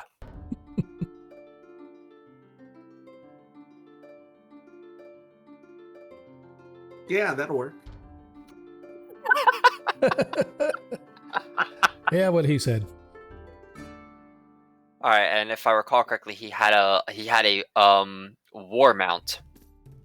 So he is currently on the quest to get the war mount. The war mount is somewhere within these ruins being tortured by some evil snake-like creature. And so he is, and again, right now Zadkiel is very, imagine, working for a week and only getting an hour of sleep at a time, unable to sleep because of the dreams that he's having. And so it is. Well, thankfully I don't have to worry about that with my job, but right? But he's the wear and tear on it and the strain of it has really been getting to him, and so he is obviously eager now to get to wherever I call it the gift, his gift from St. Cuthbert. St. Cuthbert is gifting him this creature, and so he is hell-bent to find it. So, and we're only about 2 levels. Mission is my worthiness. Am I worthy? Yeah, we are only like 2 levels behind. He should have got this at like 5th level, but that's okay. No, I'm 6th level. Oh well, okay. So you're a level behind then. It just takes a long time for him to level because he's a pally. So technically, I'm not playing right now, right? No, you both are. You both assigned as owners to the character sheet. So, but no, if you need to bail, you can go ahead and bail. Yeah, but I mean, I'm technically playing right now. He's got to control me now, right? Yeah, he can. Yep. Oh, so I could spend these 80,000 gross points for. Nice try. Technically, he won't be. He's not playing anymore. Means he could actually spend them on me. I will be more than happy to allow you to spend those 80,000 tokens on your dungeon master. I hate you. I know. All right, man. Hey guys, I am so sorry. I'm not going to bed right away. I got to do some paperwork and stuff. But I'll tell you what. I will, if for every 3,000 tokens, instead of a nat 1 and a nat 20, Monkey, trade them in as nat 1s and nat 20s, but I'll allow you to give a +1 to the players. See what I mean? You can do that if you want. I won't give them. Sorry. Say that again. I was on the phone. Yep, Sorry. it's all right. If you want to trade your tokens in, since you can't, instead of giving nat 1s and nat 20s, I'll let you, for every 3,000, you trade in 3,000 tokens, just like a nat 1 and a nat 20, but for each one of those, it'll be a +1. Okay. So that sounds fair. Right. So, you can get some pretty good pluses added in there if you wanted to use those tokens. Yeah. How about we do, actually, let's just to make it a little, so you guys don't all have like +50 to hits and stuff like that. Let's make it, I'll let you give every person in the party a +1. So that means 18,000 tokens would give every character another +1. All right. Let's do that. Okay? So just have to trade in. So you just go to where you trade in the tokens and just trade in, like, you'll have to do 6 nat 1s or 6 nat 20s, either one. And that means, as we go over these again,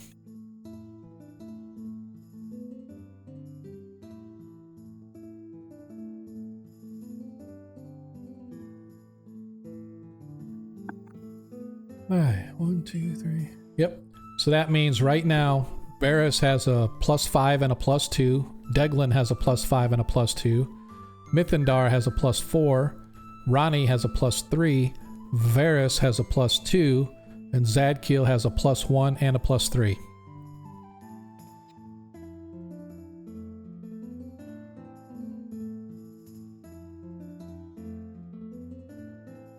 I hate. That- Like I said, I didn't plan to do this. It's just No, I dude, no, it's okay, man. I totally get it. I just feel bad because, like I said, this is your adventure, more or less. I know, and it's like Yep. Yeah, rub it in there, DM. We're doing this all for you, dude. Yeah, don't worry about it, man. The children are the future. At least that's what they tell me. Check, Plus, check. I'm gonna take your horse anyway, so thanks. Yeah. I'm, Soon as he I'm gonna gets be the horse, I'm Lone gonna- Ranger. Oh, stop get it! the horse. I'm gonna pawn it. What happened at the end of the session? I don't know. Everybody held him down, and Varys backstabbed him. I don't know what the hell's going on, but you know.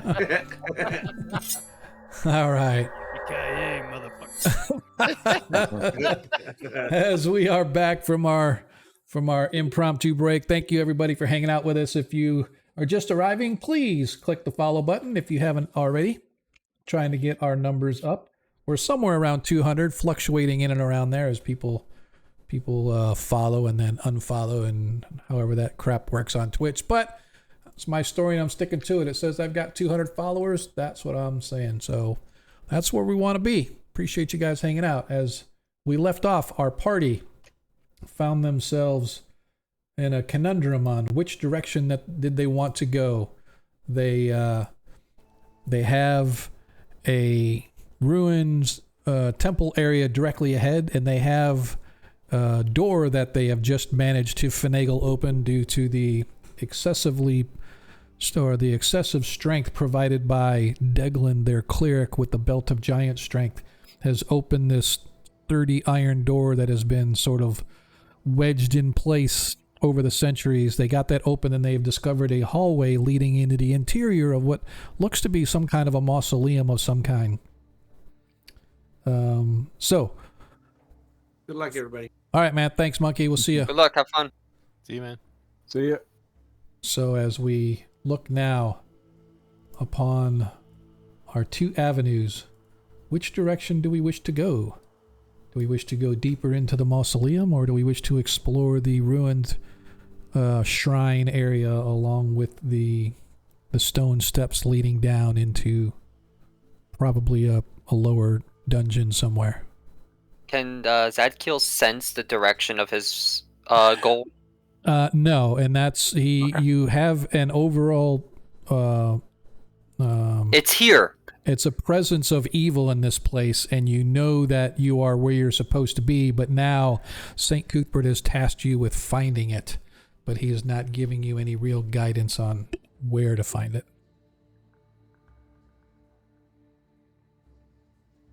Should I go ahead and shut this door to the mausoleum, or? I don't know. You tell me. For now, let us That's what I look was at the rest asking of this about. place first. All right. You're going to close the door then? No. Well, yeah. Nope, it's up to you. Yeah, you tell me. I'm just gonna leave it open in case we decide we want to go that way. Okay, Yeah, and then all the undead come out behind us. I like it. Shut the door. Okay, the door is Okay, shut. the door. Door is shut. You guys enter into the shrine area that I previously described when Barris came in. Along the north side, you can see there's an altar of some kind where the shrine used to be. There was apparently some statuettes of some kind that used to be on it, but they have long since been broken and turned to dust. You can see that there are scrawlings and markings of some nature. Immediately, you recognize them as unholy symbols, Deglin. You recognize these, but the shapes and the symbols are a little bit baffling, something you've never seen before. It looks almost like a spiral, some kind of a spiral sort of engrave unholy symbols along with it. So whatever the deity that the worshipers that defiled this particular spot is unknown to you, and you know some of the evil deities, but this one is relatively unknown to you. Would Zadkiel know that? No, Zadkiel doesn't recognize it either. Looks to be the worm. These are black spiral dancers. Yes. Oh, wait, wrong game. Wrong game. I highly doubt that is what those represent, brother. You hear a disembodied voice between you say, you guys don't recognize it either. I didn't find a secret door, so let's go down the stairs. Yeah, you find nothing secret as you guys move your way across the chamber. Check for traps, Schmoopy.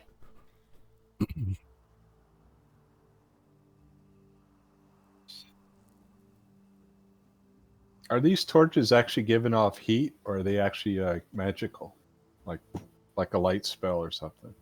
They are not giving off any heat. Ooh, can I remove? Can I remove one and take it? Yeah, you can definitely remove the torch from the sconce. I'm gonna take one. Soon as you take it out, it crumbles to dust in your hand and falls. I don't know my own strength. Perhaps we should avoid grabbing them in the future. Did you hear me? I did not. Sorry. I was checking. Oh, checking. Oh, yeah. I'm sorry. Yeah, 52. While he was playing with the torch. Gotcha. I apologize. I saw the dice roll, but it didn't even click in my head that you were. Yes, you find no traps. By chance, did the torch reignite? No. Or did a new one replace it? No, it did not. As you get down to the bottom of the stairs, before you guys go in, you can see that this entire chamber, the floor, is awash with a thick layer of smushy mud and sand, sort of a combination. So you can't even see the floor. It actually comes up right to the top of the base of the stairs. Does he have a 10-foot pole? Yes, I hand you my 10-foot pole. Zadkiel will test the muck. As you poke down in, you see it goes down about maybe 8 to 10 inches, but it's completely covering the floor. The room itself appears to be empty. If there was anything in here, it's long since been ransacked or stolen or destroyed or collapsed. You can see that there are engravings on these walls, much more specific than what you saw on the door and what you've seen in other places. This looks to be about a specific person of some kind, probably nobility. You could see that this person was a leader in combat and a leader in the community, if you want to say that, but definitely somebody who was renowned and well loved. So this is a room, not another corridor? That is correct. You see no other exits coming out of here. It's safe to say this is probably like some type of shrine or acknowledgement to a great member of this particular group. Yeah. Can I use the Gem of True Seeing and see if anything pops up from that? Sure. Take a turn. Whatever. Okay. As you look around, you see nothing illusory. You see nothing that may be hidden. But it looked like the floor moved for a second. You're not for sure, but you'd swear it's almost like, like a ripple in quicksand almost. You know what I mean? So I'll say that to the guys. Hey, looks like there might be something in there. Something's moving the sand. That garbage monster from Star Wars. I was thinking trimmers myself. Well, If we could throw something in the middle of it. let's back up and Yeah, to come up the stairs.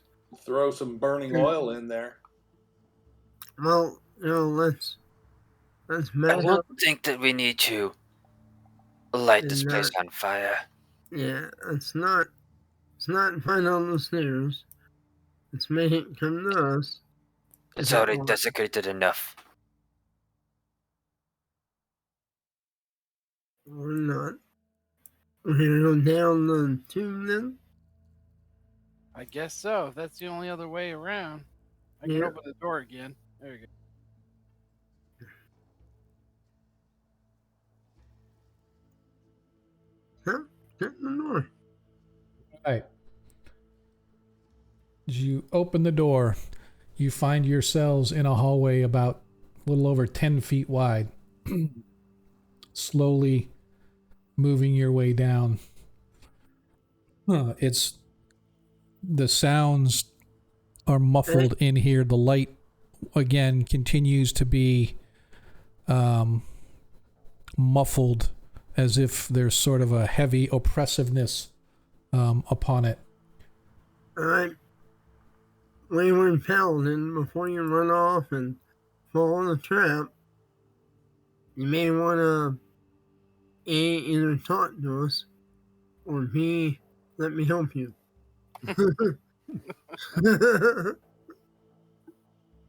Paladins need no help. Don't worry, brother. Saint Cuthbert will keep me safe. He's not let you rest in weeks. I don't think he's keeping you safe. He is challenging me. Nothing more, brother. Oh, look ahead. Oh, Fine. This is You're the safest. blind. This is the safest I would passage. like to use- This is the Okay, I would safest. like- Is this use high a good nat or one. low good? This I would is like to low use good. a nat one. You're gonna use your nat one. Well, we have three. We have two Yes. or three of them, right? Yeah. So the party. We have Let's get two back. nat one. Yeah, the party has 2 nat 1s and 3 nat 20s. I would like to use a nat one just because I'm paranoid, Okay. and we are in a freaking tomb, and there's an undead here that we know. So You find no traps, but as you're being quiet, even though this place is relatively silent except for the breath coming from your lips and the scrape of the armor and weapons and gear you have upon the walls and floor, you hear a chittering sound coming from a branch tunnel up ahead. we got creatures coming. Probably heroes. Probably more of those beetles.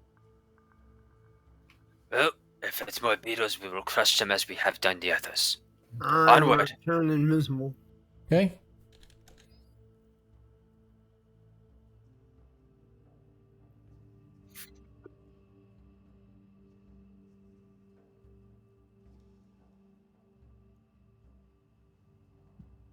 Give me just a second here. I gotta find something. Yeah.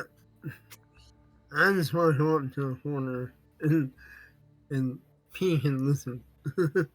Okay.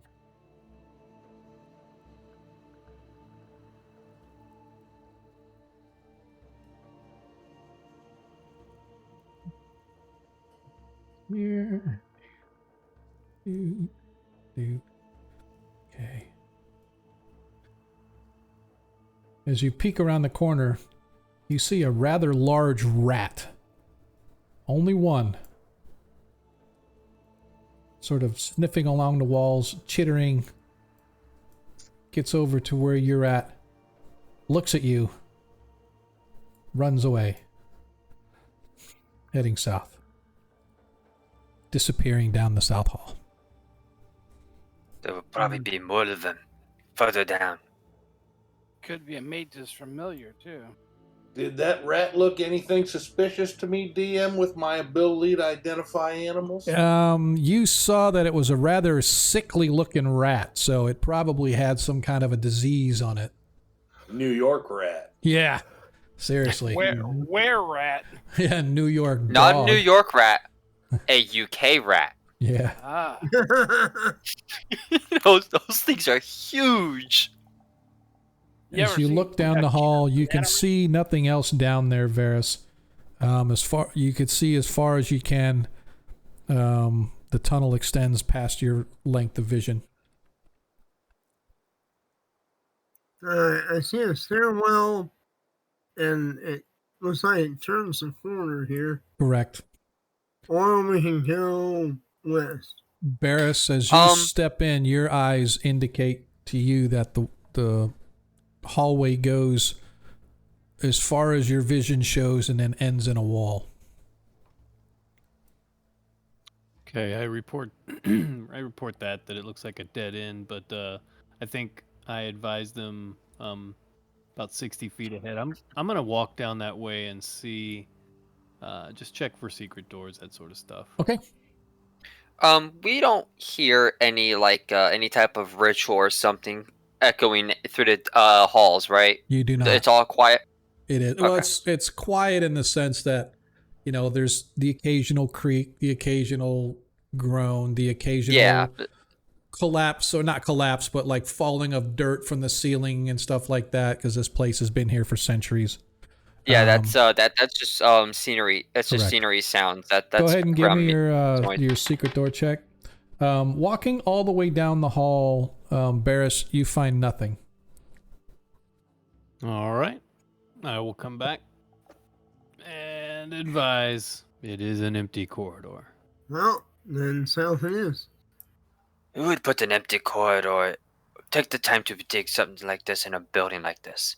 So much waste of resources could be better used as a shrine as to you Cuthbert. Get down, you can see that. Well, remember, this used to be a boat around at one time. Yeah, as you walk down, you can see that there appears to be some kind of an alcove dedicated to some unknown deity. Whatever statue that was there has long since been toppled over. You can see its remains, bits and pieces of what looked to be marble of an old marble statue, some kind of a stone base that it used to stand upon. But once again, Deglin, you note that there are markings and unholy symbols carved into it. And again, that pervasive sort of spirally sort of symbol of some unknown god, or a god that's unknown to you anyway. Well, keep an eye out for it, because if we start seeing spiral patterns, maybe that'll have a relationship to this unholiness. Check the stairs. Yep. It is a safe flight of stairs. Comes down to a landing. Oh, I see a light down another flight of stairs. Yep. Light is up ahead. Yeah, it looks like a chamber. There's some kind of a large chamber emptying at the bottom of these stairs. DM, I'm gonna guess we've been in here at least 70 minutes, right? Yeah, I probably should have started the timer. So I'm gonna say you guys have been down here for about a good 4 hours. Oh, well, I'm gonna recast my protection from fire spell. Okay. And for clarity, the strength spell lasts another 3 hours. Is that right? Oh, the strength? Let me look. It lasts a total of 7 hours. Okay. So and we're 4 in, right? Yep. Correct. Thank you, sir. Yep. Let me take him way down and listen. Okay, go ahead and give me a listen check. As you get down here, first of all, you hear nothing, although you can hear the chittering still of the rat, so he's around here somewhere. However, this chamber, it looks like it's been upkept, meaning that there's no real dirt or dust along the floor. In the middle, in the middle of the north wall, or at the northern central, it's not right here, you see that there is a rather large stone sarcophagus, and it's similar to like the old Knights Templars that they used to do back in the day, where the top is carved in a likeness of the Yeah, person that's face buried, relief. and you Yep, can yep. see that it looks to be a woman of some kind dressed in full regalia, but she has a blade like a sword, sort of like the Knights Templar. So some type of a warrior, perhaps a queen or a princess or something. The walls themselves are all replete with carvings and pictographs and everything, everything related to the life of this particular person, and obviously very important just from the sheer size of this chamber. And the other thing that you notice is that nothing has been desecrated at all. There's no markings, no breaking of anything. It looks like this place has been upkept. All right. Well, I'm gonna go back Is there upstairs and have a chat. Okay. What did you see down there, brother? It looks like a tomb crypt to someone of very important stature, probably a princess or a queen or it's a female warrior of some kind. There is a fancy sarcophagus with a curving bas relief of her holding a crusader sword. The place is well lit, immaculate looking, so it's either got some kind of heavy magic on it, or someone's been here and taken care of the place. DM, does the stairwell show any signs of footprints outside of the rats? In No. mine. No. No. It's funny, the dust and everything goes all the way down the stairs. And also I should have noted that, Varys, you noted that the stairs were dusty leading out of the chamber, going down again. But in the chamber, there's nothing.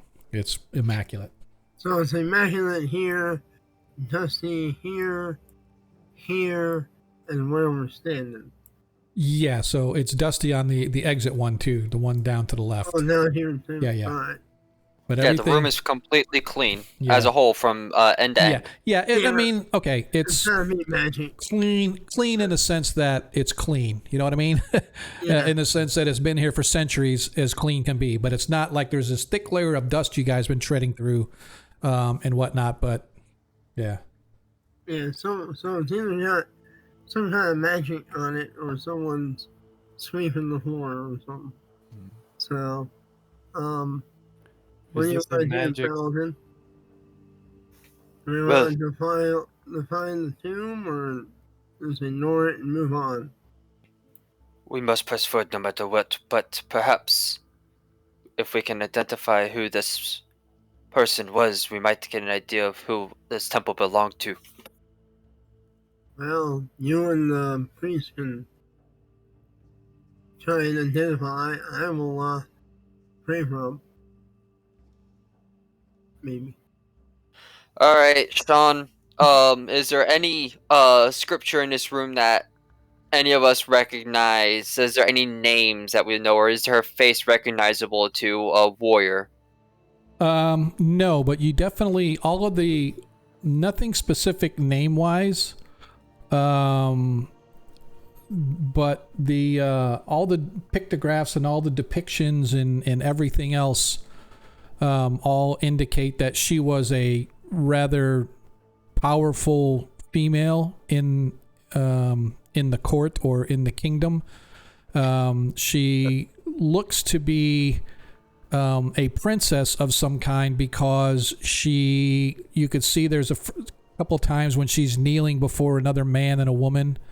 Apparently, maybe her parents or maybe her king and queen.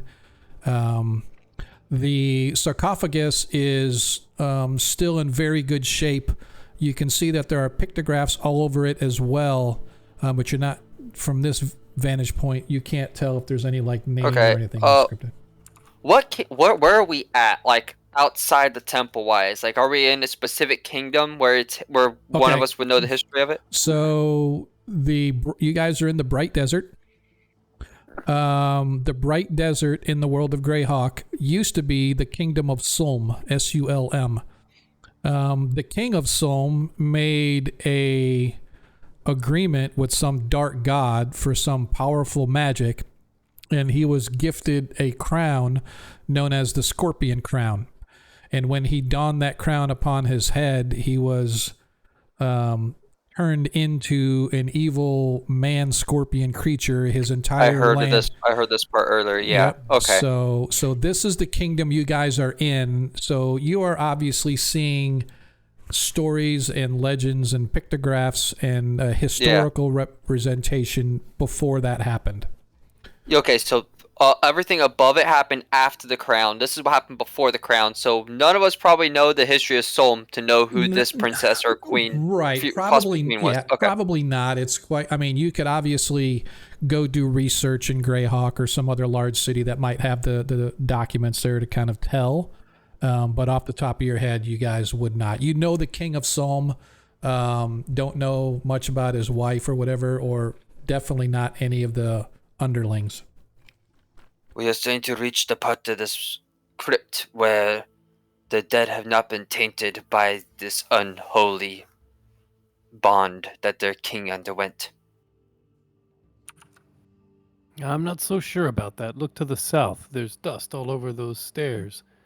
Plus, there's lots of torches which are clustered. We've not seen this before in this tomb, so perhaps we're close to something. It does it look like this floor has been swept, or does it look like it's just completely clean? Looked like it's probably been brushed in some way, shape, or form. I believe there's someone regularly here maintaining this room. If it was magic, this room would be spotless, but there's signs of broom sweeps. Yeah, it's my thought. There's someone maintaining the crypt up here and the one down here. And yet there's no footprints. Well, I mean, there's undead here, so it could very well be something. Do undead sweep? I'm no cleric, so I'm just curiously asking. Some of them are. Do so. Yeah, some of them The are more undead intelligent than others. The undead are summoned to perform tasks, whatever those tasks may be. It's unholy, no matter what the course is. But See, sometimes Ronnie they're given a Noblight meal. got it. That famous undead named Roomba, the Roomba undead come by and they clean No, up no, dungeons. that's called the dungeon Roomba. You don't want to mess with those. They're about 15 foot tall, 15 foot wide, and they'll eat everything. It's called gelatinous cube.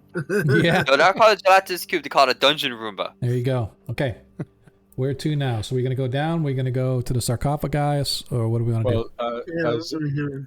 Zadkill, can you detect evil within the sarcophagus or no? I don't know. Can he? As you approach, suddenly, this creature suddenly appears, materializing. I need everybody, as it points his arm out to you guys, I need everybody to give me a saving throw versus magic, please. Oh, yeah. Some bonuses. Bonus? Is that +1 thing? So just roll a 20-sided dice, or just give a actually, if you open up your character sheet and then where it says spells and spells, rods, staves, just click on that. It'll roll the dice for you. All right.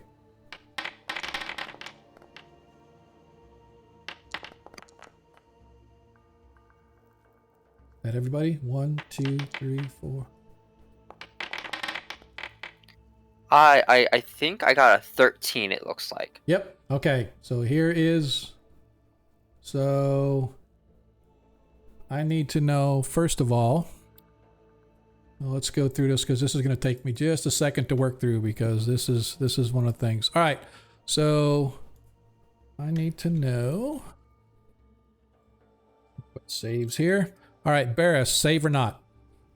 Well, I needed a 13. I rolled an 11. Okay. I'm gonna use my +2. Okay. I think he was asking about Barris. Yeah, Oh. that's okay. They sound Sorry. the same. That's okay. We'll do Varys first. We'll do Lando first.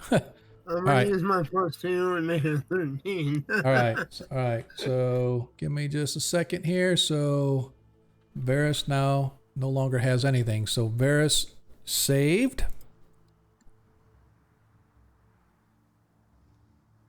Now the other Varys. Looks like the roll saved. Saved. All right. What'd you actually roll? I just want to double check because sometimes these things. The roll 18. Okay. Yep. You saved. Yep. All right. Deglin. All right, so I'm gonna use my +2, and the +1 went against me. I put it a +1 on it because of my cloak of protection. Yeah. So, but it should have been a 12. Yeah. So if I use a point, that'll put me at 11, and then I'll pass. Wait. No. You need to get higher than your score. Yeah, it's over. Yeah. Oh, you have to go over. Yeah. For saving throws, it's over. Oh. Okay, yeah. So then, yeah, I definitely made it. It says failure, but I don't know. Yeah, I why. think because I think if you look on your character sheet, it Yeah, says you 11, need a. 10. Yeah, that is kind of weird. That. Yeah. So all right. So Deglin saved. Yeah, I definitely said. It says failure. Mithindar. Oh yeah, 19 save. Yep. Ronnie. I did not save DM. What do I have? A +3 or a +4 in the bank? You have a +3. All right. Well, no use in wasting it then. I failed. Are you sure that that's your save? So what is Yeah. your? Well, I think I need a 12. All right, you are a. I think it goes along the druids go along with the clerics, right? Yes. Yep. All right. Yep, you need a 12. All right, so Ronnie fails. Varys saves Zadkiel. Zadkiel. Rolled a. It says failure 13, but his sheet says bonus versus magic +1. Yeah, no, I'm not. That's his character sheets that are off. So, first of all, he gets a +2 automatic save anyway. So that should have been a +2, not a plus. I don't know why he had a +1 on there. He's got a +1 cloak as well. Yeah, that's what I'm looking at. I think that's why. So that's +1 for the cloak, +2, so that gives him a 10 total. And he needs a 13 to save. So if he wants, he can use. Zadkiel has a +1 and a +3, so he can use the +3 would put him exactly what he needs if he uses his +3. Sure, let's do that. Okay. Hey, St. Cuthbert will protect you. Yep. And Yes. So right His now. his symbol shines brightly. Yep. But protect me. Exactly.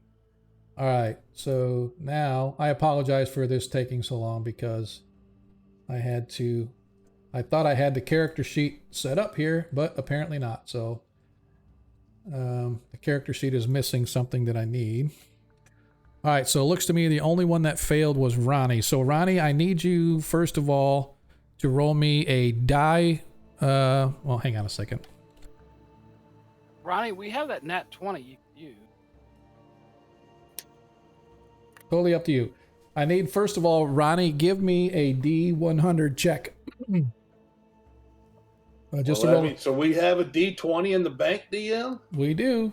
You guys. Well, I'm gonna pilfer that D20 so I don't fail, because who knows what magical powers I could unleash on my own party. All right. Actually, Don't sweat it, man. We got actually, like 3 what would have happened if you would have failed? You would have been teleported in a random direction. Yeah. Well, Ronnie didn't like being alone, so that's a good thing. All right, you guys watch as this thing sort of materializes out of nowhere, points its arm at you. You guys feel this rush of energy swirling around you, but somehow, some way, you manage to resist the energies that this protects us, brothers. This thing has sort of done, or whatever this thing was trying to do, you guys managed to fight it off. However, now it's pointing its finger at you, indicating that you should come no closer and should just go about your way. Do you speak? Rotik, there's a no. What a lovely singing voice you have. It is merely a guardian. Let us be on our way, brothers. Did you detect evil on it? The fact that they didn't immediately try to kill us, it's just a guardian.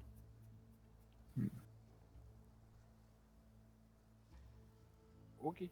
Yeah. And it's interesting that you say that, because Cuthbert, you did not sense any malice or evilness emanating from that creature.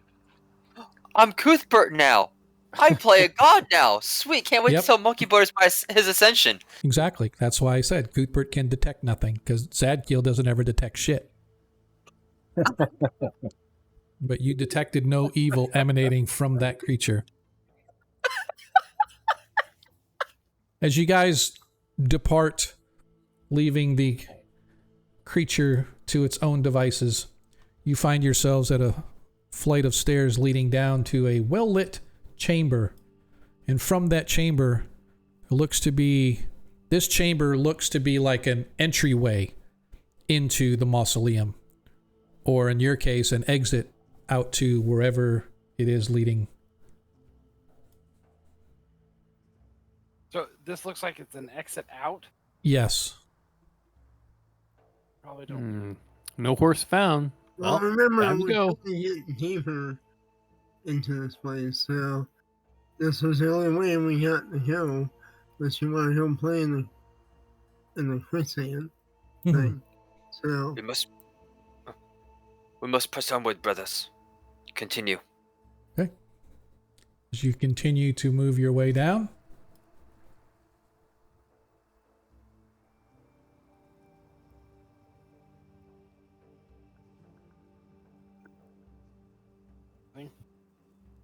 just waiting for you guys to move. You can see up ahead, with the light provided from these torches, that it exits out of an archway. Looks to be like the arch itself is above the door that exits. Looks like it used to hold stained glass of some kind. But as at the exit, you can see a very wide set of stone steps leading sharply downward.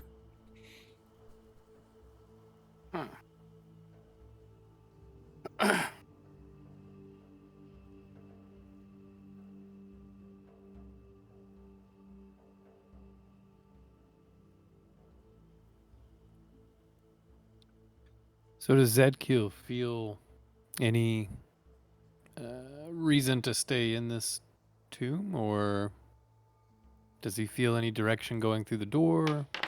Although you feel no direction, Zadkiel, you feel this wave, this sensation of death. Hold, brother.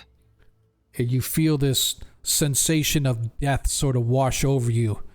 And your eyes sort of cross for a second, and you blink to steady yourself.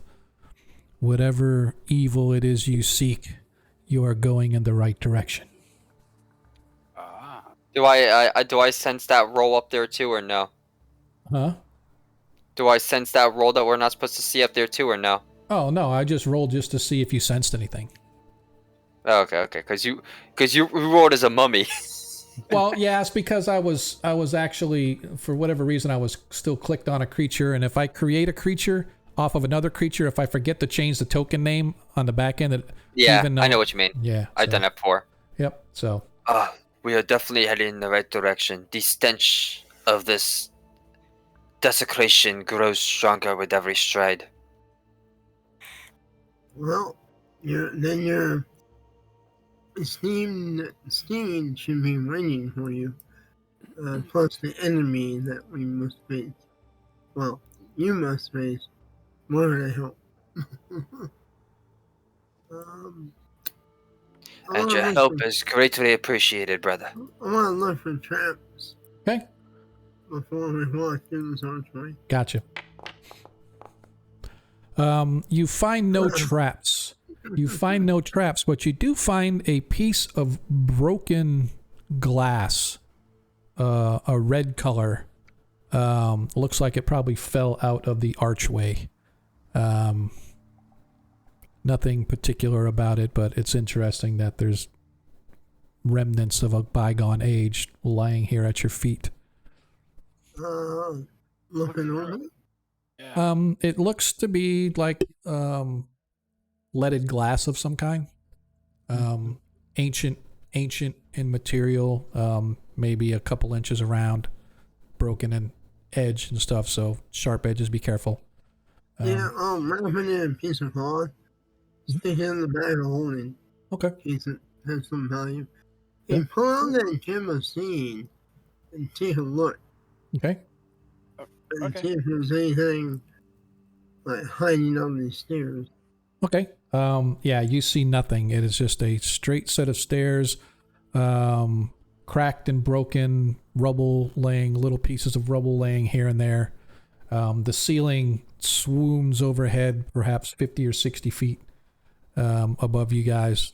But it leads down into darkness. It looks almost as if you can see where this used to be outside, but it has now long since been collapsed in upon. But there are still ledges here and there along the left and the right that sort of form a tunnel, if you will.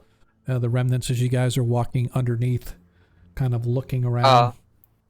He kind of pauses. Hold for a moment. Does it look like the rat came through here? Yes, you can see little tiny footprint tracks. The rat is still alive, at least this far. Deem, does it look like there might be a way to put that piece of glass back into the arch? No, it is broken. I am blind. I cannot see. What's that? I have been. My vision has been restored. As you guys step down, you can see that there's a small little sort of a branch tunnel area off to the right. You can see what appears to be some kind of a large beetle, but it's giving off a fiery light. And as you watch, it sort of scurries away, running back up. Did I sense anything evil from that beetle? No. But you just see it sort of disappeared up in the corner into a nest of some kind. As your That was interesting. As your main hall, you can see there's the branch off to this little right, this little sort of I don't know what to call it, sort of a alcove area. Again, I've never had a little buggies lit up like that before. You guys have heard of beetles that have been underground called fire beetles, that they have a luminescent tail. And a lot of times adventurers, when they are stuck underground without light, they find the fire beetles because they can kill them and then take their little light source, and then the light will light up almost like a torch light for an hour or so. Yeah, we don't really need that without continual lantern. But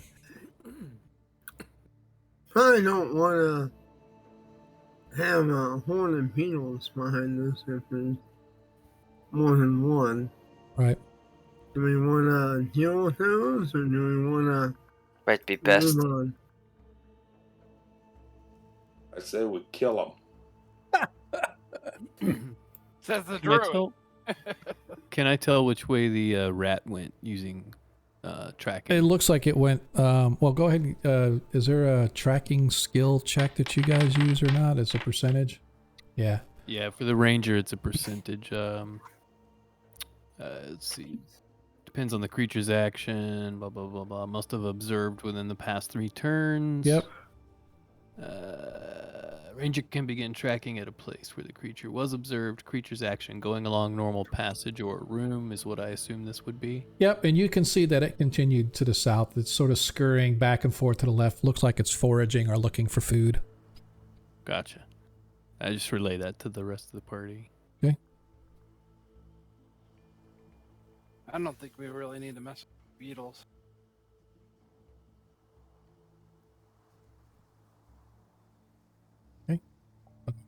I agree. Let us continue onward. The beetles will mind their own business most out. Okay. That out. You guys begin to move your way down the southern passage. You can see again, there's little shelves of rock about 5 feet high to the left and to the right where stuff has collapsed long over time. As you begin to move, Varys, your sharp ears hear something behind you. And as you turn to look, you see this massive, and I mean massive creature. Looks almost like a crawdad, only larger. This thing's about 15 feet long, 10 feet, 12 feet around. It comes scurrying out from back around the corners around there. I thought we were dealing with the beetles, and holy bleep, I'm turning invisible. All right. All right. I need somebody to roll a 6-sided dice to check for surprise, please. The party is surprised. Varys rolled it first. Party is surprised. All right. Let's go ahead and go with I don't want to feel left out. All right. Let's go with our actions. Varys, actions? I'm going to head back towards the thief since I heard him sort of scream out. Yep. All right. Deglan, actions? I'm thinking about it. Probably gonna do whatever the paladin is, charge probably with my hammer or my mace. Okay. Mithindar. I think I'll try invisibility on myself. Okay. All right, Ronnie. I'm gonna try and get an angled DM and unleash a sling stone. Okay. Ferris, you said you're turning invisible. Yeah, you're on pass, damn it, when I get a chance. Okay. Zadkiel. Okay, can I see? Can Zadkiel see what the thing is? You can't see it, but you hear Varys yell out, and you hear something large, heavy, with a lot of heavy footsteps coming down, scraping along the stone. Are there rules for held actions? So there is a technically you're delaying your action, but if you don't do it at the end of this turn, then you lost. Okay, so it's a whole delayed turn instead of a delayed action, pretty much. Correct. Right. All right, so I'm going to delay until I see the creature pop up. In which case, I'll charge it. Okay. He ready says whatever he has. Longsword, yeah, longsword. Yeah, he has a +2 wooden longsword. All right. So the creature, this party was surprised, moves up, and let's see. It actually gets a total. I'm going to double check on the notes here because it gets 5 attacks, but I don't think it can do all attacks against one person. I got to double check.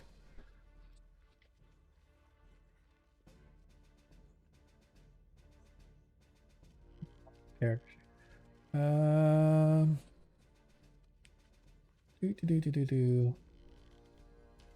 Okay. Yep. So it can attack all 5 at one time. And as it moves up, and the only one there is Varys. So as it attacks, you watch as it has like, it's really interesting. I guess I should say this thing looks like this large crawdad type of a thing. It's got these huge pincer claws, and it's got 2 regular clawed hands, almost like human arms. So it's got a total of these 4 claws. In addition to, you could see that it's got these like massive mandibles where its jaws are. So the first thing it does is it's sort of, I call them spider legs, kind of lash out at Varys first. What's Varys's normal armor class? AC 2. AC 0. It needs a 13 or better to hit you. 14. What did I say? Yeah, 13 or better. So the first spider leg hits for a whopping 1d3 of damage. So the first... Oh, sorry. That already did it. It rolled... I didn't realize it rolled the damage too. You got 1 damage. The second spider leg lashes out. And that misses. I don't know why it says it hit. Oh, because I didn't target you. I'm an idiot. That's why. Okay. Now it's 2 what I call humanoid arms are slashing out at you. Nat 20. Want to double check just to make sure that is correct. Yep, that is 7 hit points of damage as these claws rake across you. The second one. And the second one misses. And then last but not least, its most formidable thing is the bite. And as you see the bite coming in, you can see the dripping black poison going down its fangs. 17 as he hits. You suffer 12. Huh? No, I rolled a 17. 12, and then you rolled. Alright. No, that was the arms. It gets 5 attacks. It gets 2 spider legs, Right. Yeah, 2 okay. human arms, and then the bite. So the bite is for 7 hit points of damage. I need a saving throw versus poison, please. Yeah, one moment. Checking my hit points. Okay. Luckily, I'm a +5, the same versus poison. Yeah. And I have the pair up, and I Yep. also have Yep. the pair up, too. With the even if it doesn't affect me, it might Yeah. slow it. Right. So,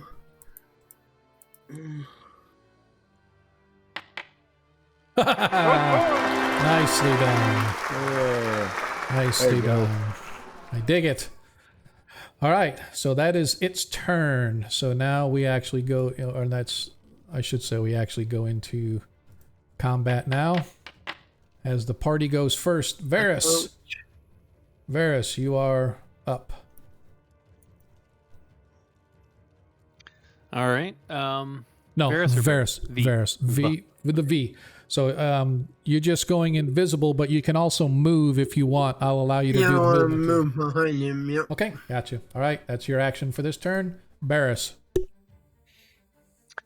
All right. How far is that? Can I close that and attack? Yes, so if you do a charge attack, right? So if you do a charge, you can just run up to your movement, which most of you guys have movement of 90.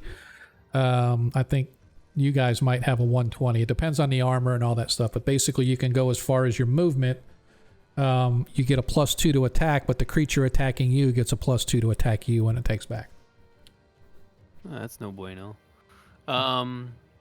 And how far can I? You can move 10. You can move normally. You can move 10 feet and then do an action in combat.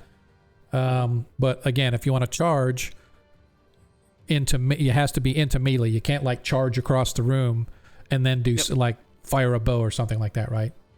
Right. So 10 feet and fire a bow should be fine, right? Yes.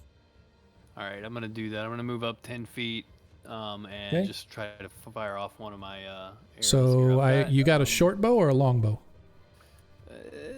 Hold on 1 second. Isn't a short bow a rate of 2?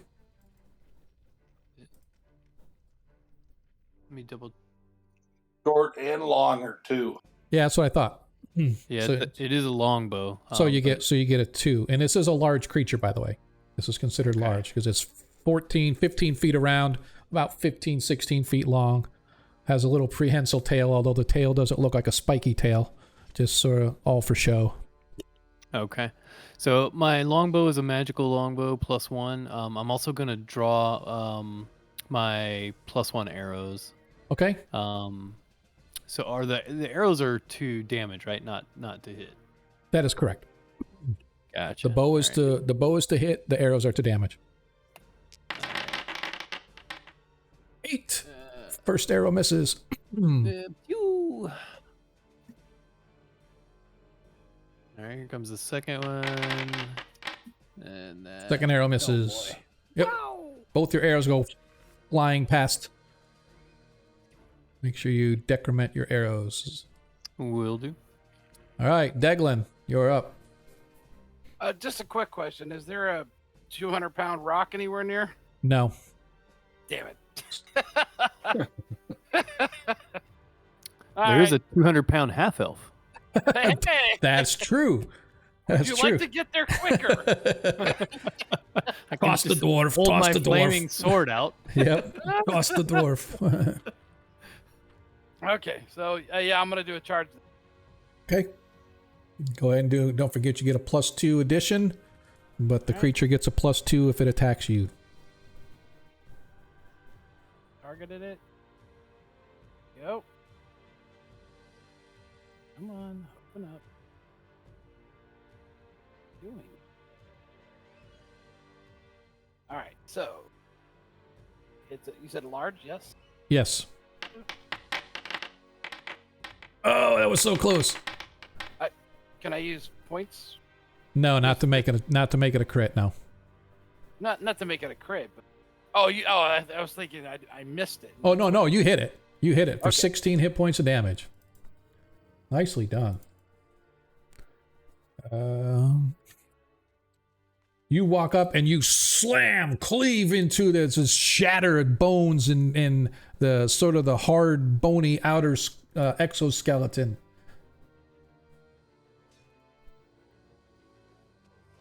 What is your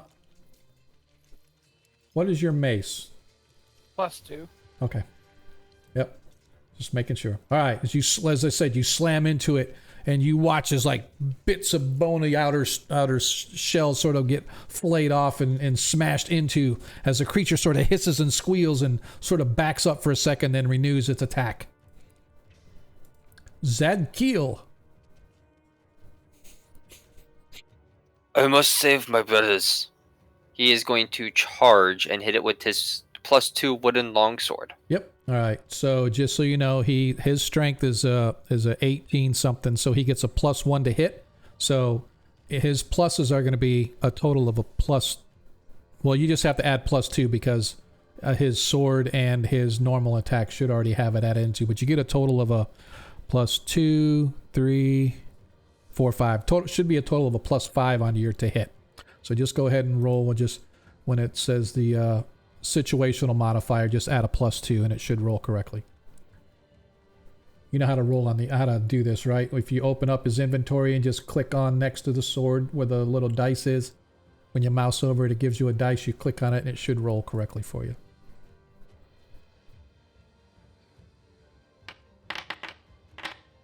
Nicely done. So where you have to re-roll the damage because he did hit, you need to roll a die 12. So just go ahead, roll a 12-sided dice, add +3 to it. Actually, should be, yeah, that's 3 or 5. All right, so 5, well, that's 12 damage then. Yep. So actually it'll be 13 because I'll take the higher of the two. So go ahead. Okay. So you did a total of 13 damage. Nicely done. As Zadkiel goes up, he cleaves through the creature so badly that he slices through one of its pincer arms, removing one of its attacks from it. Ooh, Ronnie. You guys are slamming. This thing's armor class 1, too. 10 feet. Okay.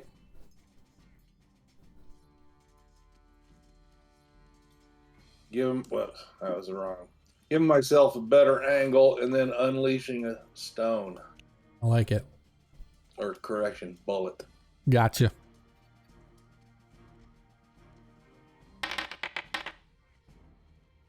Your bullet goes flying and it ricochets off the thing as if it wasn't even like anything at all. It slams into it. You know that just by the sound of the thud of your stone hit or your bullet hitting, that it should have pierced through that thing, but it just ricochets off its hard outer shell as if nothing. Mythendar. I'm not a big fan of that, DN. I'll just move 10 feet and turn invisible. Okay. You are now invisible. Why did it?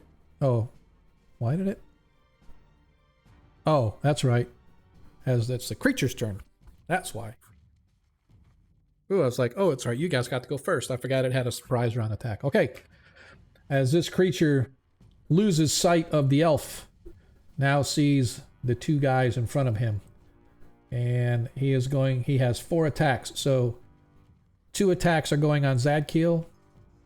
And I'm going to give a 50-50 shot on who gets the bite attack. 50 or higher is, or let's see, 50 and below is Deglin. 51 and above is Zadkiel. All right, the bite attack will be on Zadkiel. So I'm going to do these 2 attacks. First of all on... No, do not strike me.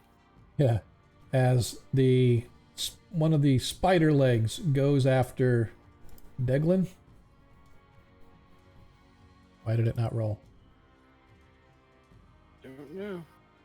There we go. It refuses to attack. Yeah. As the first attack misses you, as one of the humanoid arms swipes at you. What's your armor class? -1. -1? Yeah, I think that missed you. I'll double check. Yeah, it needed a 13. So its 2 attacks missed you.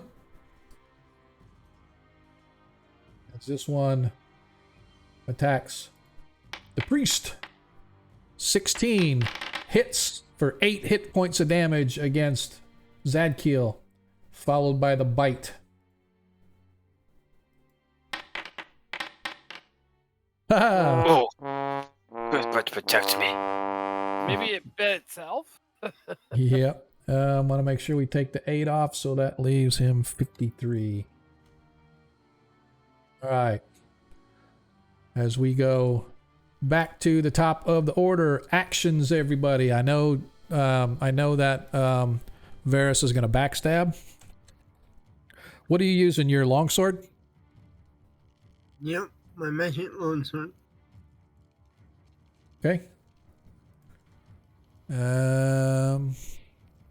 Varys, action. Quick clarification. In Yes. 1E, correct me if I'm wrong, the arrows are unrecoverable, right? Correct. Okay. In that case, I'm going to stow the bow and make my way full movement to try and get in on the action on the creature in melee. Okay. And Deglin, I'm assuming you're mace again? Yes, sir. Mithindar, actions now that you're invisible. I'm just going to stay close by with a potion in case somebody goes down. Okay. Ronnie, I'm gonna put fairy fire on this monstrosity. Good call. and Zadkiel. Sword attack. I Yeah, assume. he's going to use his sword. Okay. Are we still underground? Yes. Okay. You guys are underground, but you've come to find. You've walked down the steps that led up into the building you guys were just in, whatever the tomb, mausoleum, whatever it was. But now you find yourself you're outside, but you're still underground, right? So does that make sense? Yeah, we're in a cave. Well, yeah, if you want to say that, or where everything's collapsed around the. It's like this entire city has collapsed under itself. So now the city is below the earth. So there are all these pockets of caves, if you want to call them that, or whatever, that you guys are walking your way through as you're finding your way around. Okay, let us roll with it. As the creature, once again, attacks. First attack on Zadkiel. Well, I'm going to see. Sorry, I got to see who's the... let's do the 50-50 thing again. This time the bite goes after Deglin. So I will do Zadkiel first with the spidery leg. Was that damage automatically taken from his health pool? No, I took it off. I already took it off for you. Okay. As he gets hit again for one more hit point of damage. And now one of the humanoid arms as misses with the humanoid arm. So Zadkiel suffers another hit point, so that should put him down to 52. And the other two attacks, the first humanoid arm on Deglin. 2 misses. So he chomps down with a bite. 12, I think that... Oh, man, he needed like a 13 too. God, so close. As the bite misses as well. All right, let me untarget you. Varus. Armor against Right. armor class 1. Yeah.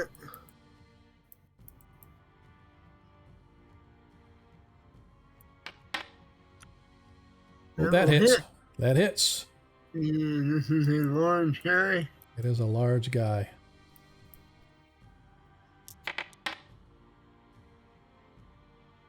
Nicely done. As Oh, the backstab coming through, as the creature did not see it coming, as Varus implants his blade through the back of the thing, I need some healing. bringing combat to an end. I'm down almost 20 hit points. Oh, I'll give you a cure serious wounds right quick.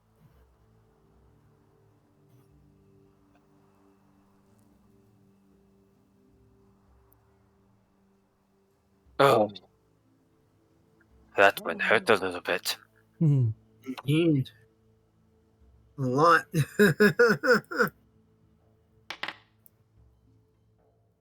Give you 7. Well, that's a start. Thank you. I will be okay for now, though. How bad are you? 'Tis just a scratch. I would last for now. It's just a flesh wound. I mean, I'll use one of my own potions. Okay. Uh, I have one more cure serious wounds, and then I got save, 4. yeah, save that. I got 4 of the cure. I also have a few cure lights myself. Yeah. So that puts me up to. I'm only down 7 now. So that'd be. Actually, I can't add. I had to I'm target. only down 5. So You can That's even still better. see the... Well, maybe we should check the lair of that thing since it came down. yeah. Okay. Might be good to make sure there's nothing else. What about checking its stomach? Yeah, check its body too. Yeah. Oh, Ronnie would love to check the insides of that thing.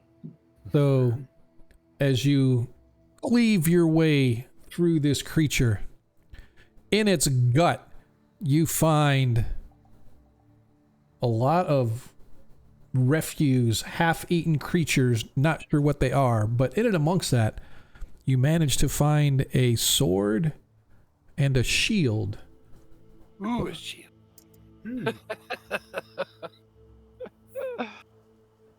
Okay. More weapons. This Should is say- great. Should Who say needs a 'em? long sword and a shield, I should say.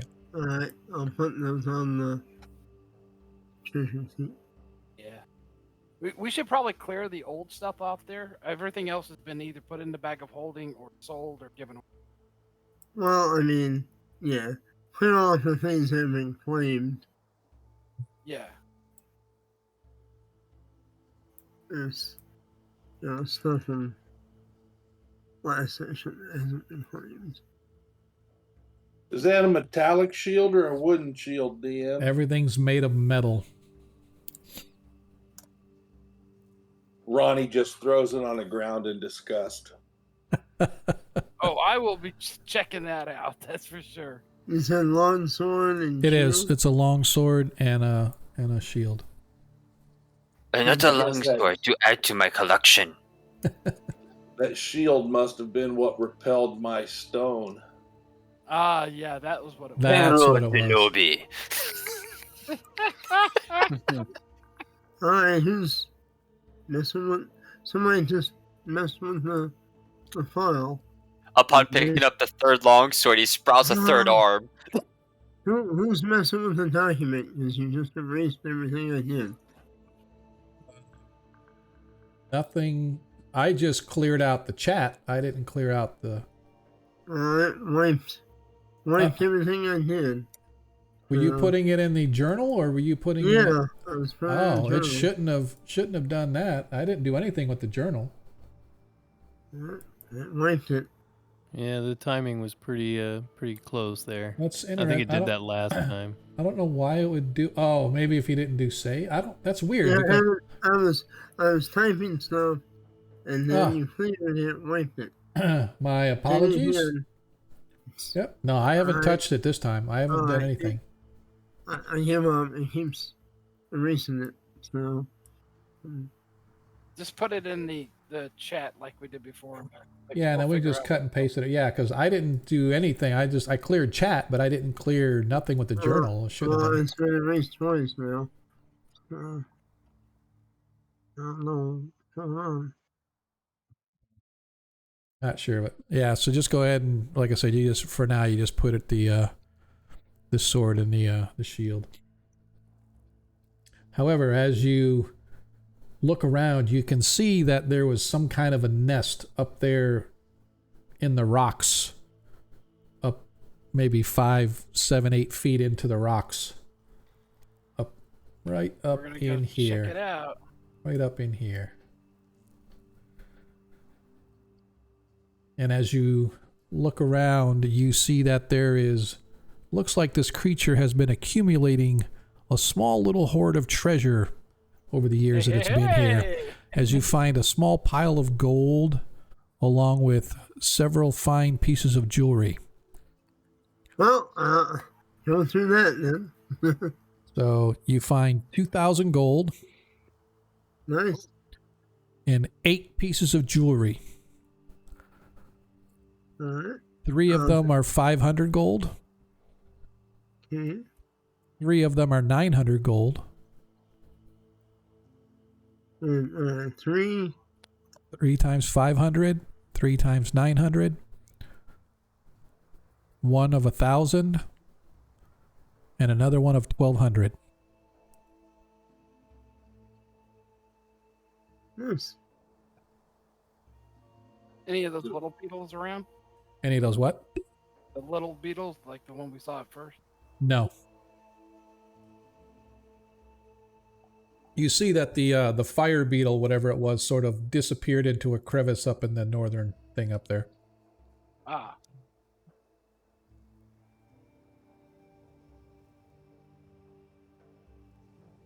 Okey-dokey. Anything else up this way, or do we...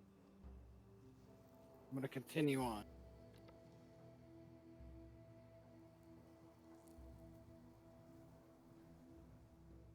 To you guys. Say we continue on. Okay. Or, I mean... Yeah. Going south. Yeah. Yeah. All right. You guys continue to move your way through this mysterious landscape beneath the bright desert, coming to realize that the further you move along, the more you begin to contemplate that at one time, thousands of years ago, this was probably some kind of a road or a street or something where people lived and worked and children played and dogs barked. Heroes were worshipped. But now, because of one small miscalculation, greedy step by their king, they have been decimated, wiped out, and turned into this strange, forbidden landscape you now find yourselves in. Do I know if Jaskar would have had a temple anywhere in this area? Probably not. You wouldn't know for sure. As you move your way down, you hear like a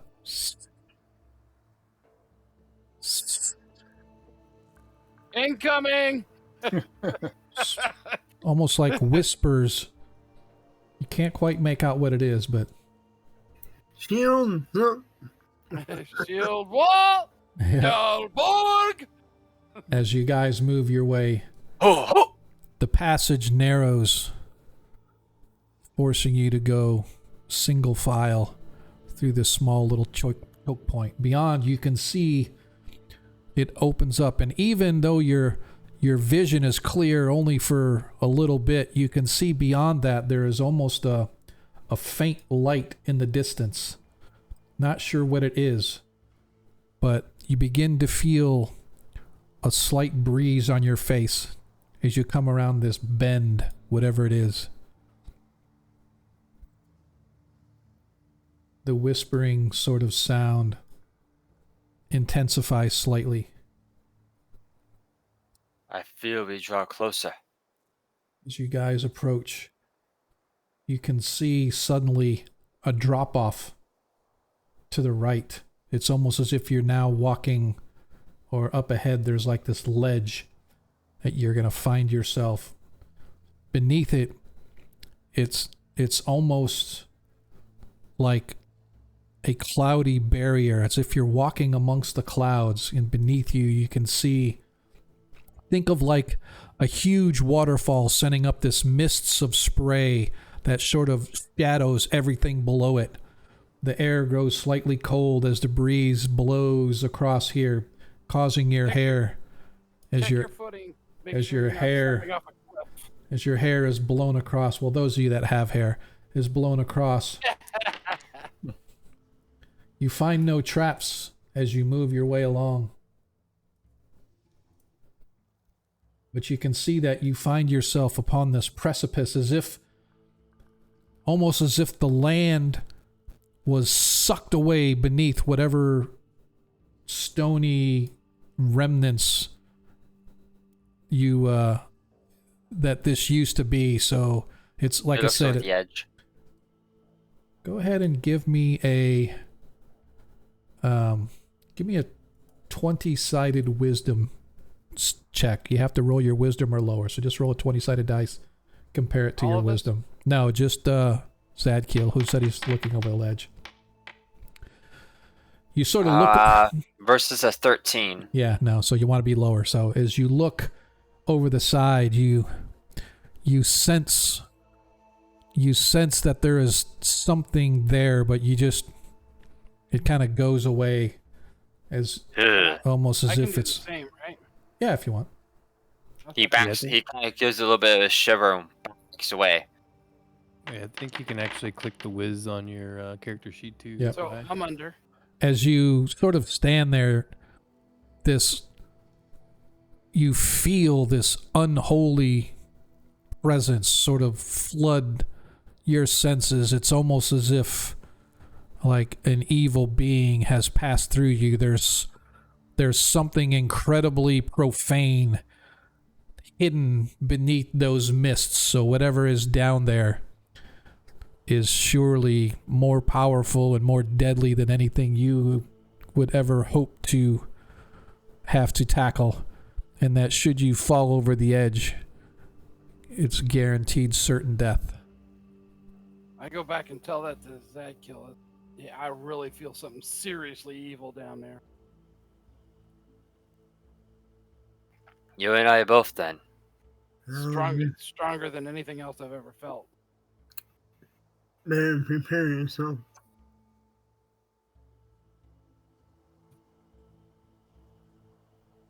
You guys Does this continue look to like move. similar to your Does this look like the vision for your horse in your mind that you were dreaming? So Zadkiel, yes, he remembers seeing a mist of some kind. He doesn't know if this is that mist, but the mist that he saw floating bodies sort of flowing through it like a river of death or a river of spirits, if you will.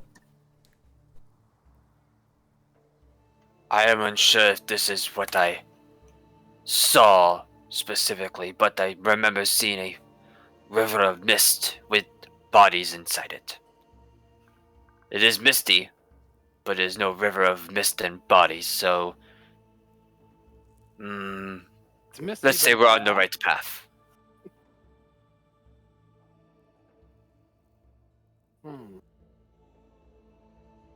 Has the stench gotten stronger? The stench of evil?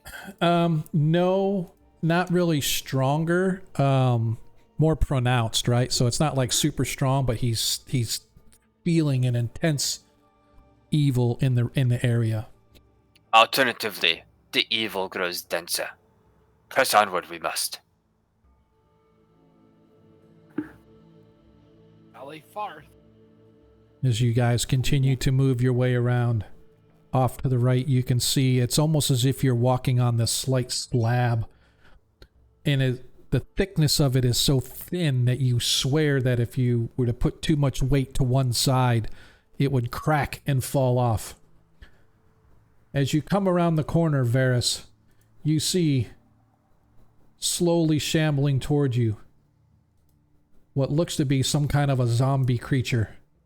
Another appears coming out from the upper left. These creatures are shambling at you. You can see that they look like zombies. Their clothing and their skin's all emaciated and rotting. But what makes them more horrifying is the glomps of worms that are crawling in and out of their mouths and their eyes.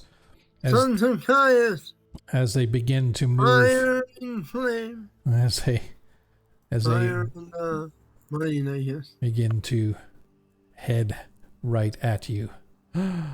What happened? Where'd it go? Let's go. To arms, brothers. Defend the line. I'm turning invisible. All right. Oh shit! No light. I did it again. I like doing that to you guys. All right, so I need a 6-sided dice for a surprise, please.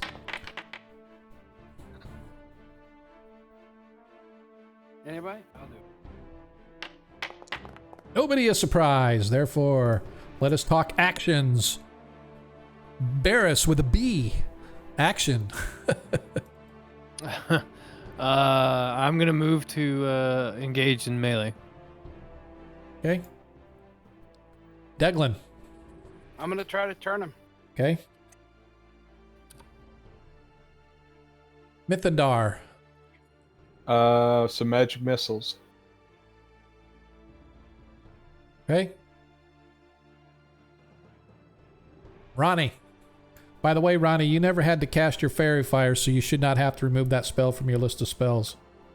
Oh, I did remove it, but I'll put it back. Yeah, because you never had to cast it, so I'm going to say that you didn't have to cast it. I'm going to sling. Sling. So what's on sling? You got the, is it the red and blue or whatever the sling channels are? Oh, sorry, wrong. I'm thinking cable TV, my bad. Varys, you're going invisible, you said?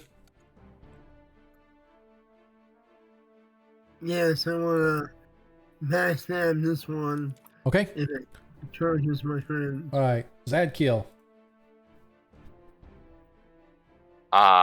What exactly does this look like again? A zombie with green worms and stuff sort of coming in and out of it. Oh, Sargasso. Okay. He's going to raise his sword and charge at for Saint Cuthbert. Okay. All right.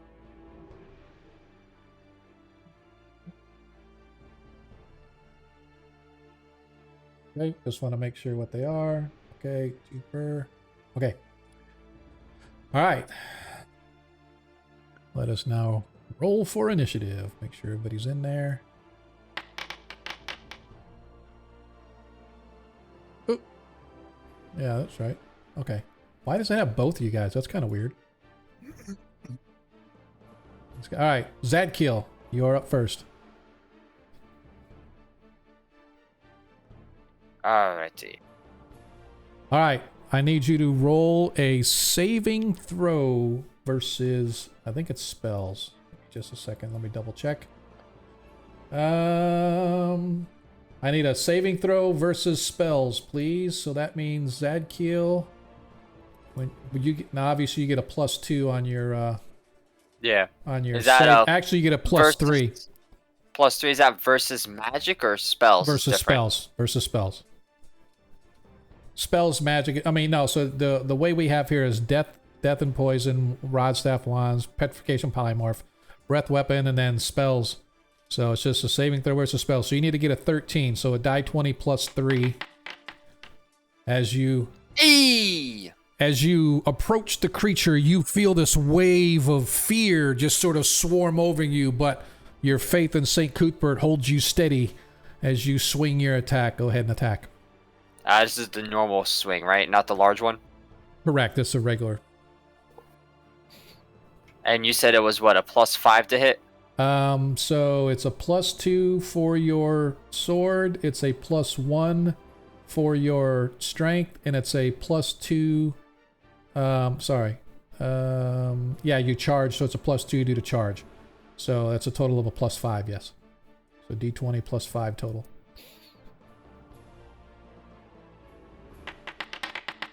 Does he get the evil bonus? Well, the protection from evil is a -2 of their attack on anybody around him within 10 feet. I thought he got a bonus for No. attacking evil things. No. For St. Cuthbert! Okay. He raises his wooden sword high and bonks my head with it. Yep, as you slam into him for 4 hit points of damage. Nice. Okay. That is it for him. Deglin. Got a turn. All right. Go ahead and roll your 20 side. You need to get, you're a 7th level, you said? 8th. 8th level, okay. Yeah, you need a 7 or better.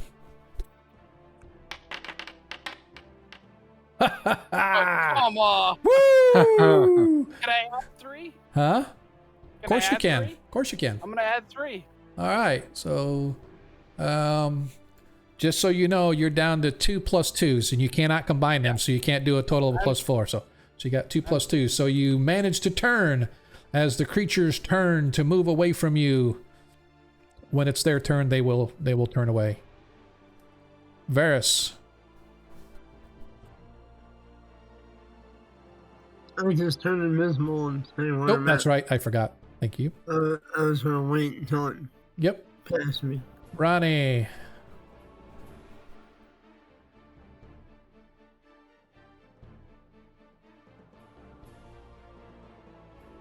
Ronnie No Blight, you are up. Hey. Which one did you target? The bottom one, DM. So that was with your sling, right? Yes. All right. As you hit for 3 hit points of damage. You sound very dismissive of my sling damage, DM. Oh, you know, it's all right. Mithindar. That's weird that it's got Deglin as the thing on there too, man. That's.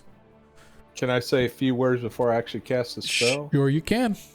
I will say, remember, Jasil the Sheik told us to use blessed items and cold iron and maybe the magical holy water that you have vials of.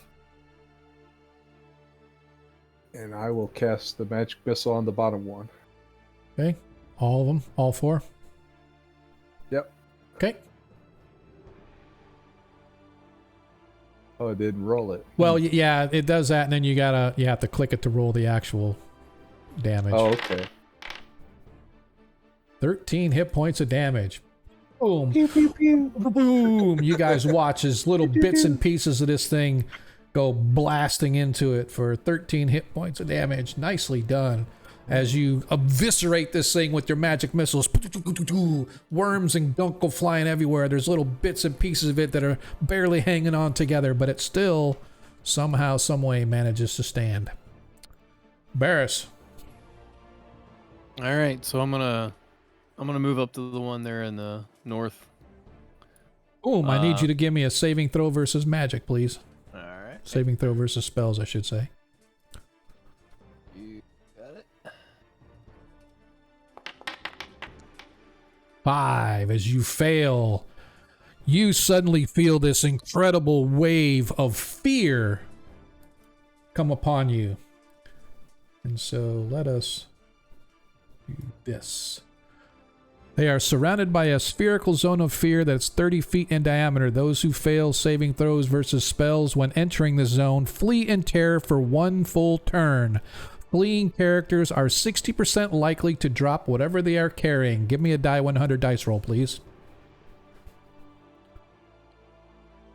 Hold fast, brother. Do not run. You manage to grip hold of your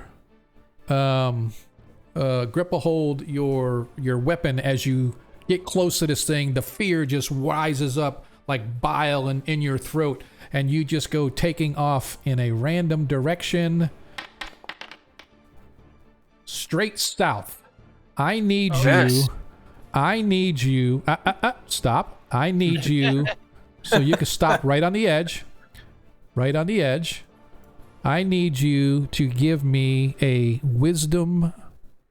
I'm going to say, actually, a petrification polymorph. Save versus petrification polymorph. Or paralysis, petrification, whatever. Just curious, what's Barris's wisdom? My As you wisdom's, fail, 17. you guys watch as Barris gets to this edge, screams, ends up going over the edge, disappearing into below as you hear him. Oh! He's got a 17 wisdom. He gets a plus to his saving throw. Okay, so he got a +2 to his Plus save, 3. a +3. Okay, so that gives him a 6. Did you have a phone or anything? Huh? No. As he disappears, you hear him. "Ah!" Well, I don't want to metagame, but if he's within 10 feet of the paladin, doesn't a paladin help with fear effects? No.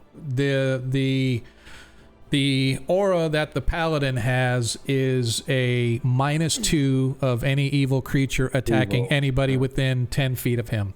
So you don't get a the bonus. paladin.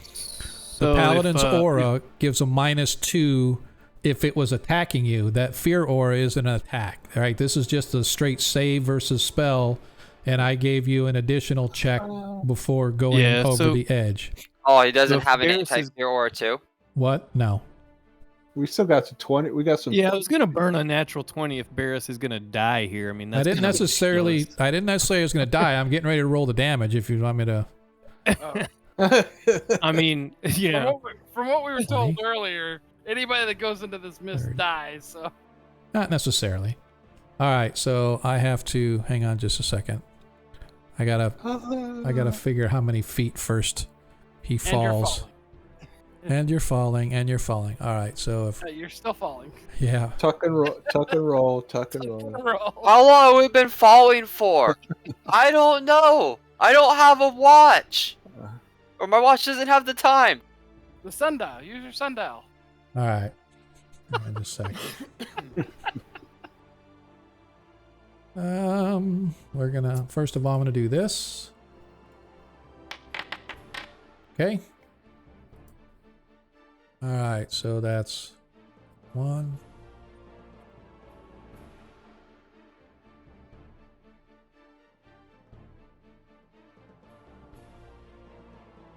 And that's it right there. 87 hit points of damage. All right. Well, he's toast. So we're gonna use a nat 20. Yeah. I think Yeah. we're gonna use a nat 20. Okay. Yeah. Hey, you know what? I just want to make sure. All right, I so mean, that leaves I you could have guys. metagamed and just stayed invisible. Yeah. Yep. So you are. Yeah. True. That's true. They're gonna run away here any second. All right. So in the meantime, with that nat 20, you stop and you rush past. Let's see. That was. I want to see how far that was. Let's go. That's. All right. That's 25 feet. 25. And then that's 25 feet to there. Your movement's 90, so you got another 65 feet. You get right to there as you rush past, screaming your way back in the other direction. And you go that way for a full turn, which is 10 minutes, by the way. So you're just going to be like going max, basically your full movement. We don't do dash or anything like that. So basically you're going to be going 90 feet every turn back that way. All right. Somebody pace him. Make sure he doesn't go off a cliff. Again. Okay. Where were we? That was very. Oh, Sure now you- it's. All right. Should use the nat 20 to avoid the fear. Yeah. Well, we had already gone. Yeah. Past. Well, I mean, I guess if you want to go back, we can do that. I would allow retconning that if you want to do that instead. Yeah, it'd probably be a lot easier to deal with. I don't Yeah, mind. because I don't my mind next doing round I'm gonna fall off the cliff again. it. Not necessarily. If you go straight, if you're going straight that direction, so that's fine. All right, so we'll put you back here. You saved for your sphere, for your fear, and I now will let you attack. Because that's just how I roll. Okay.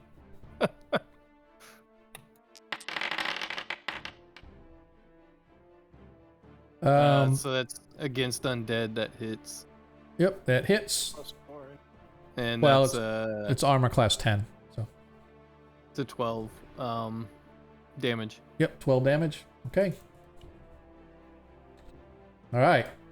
Now can I go? You guys Sure. done? Indeed. You guys- No, Zedkill's gonna go again. No.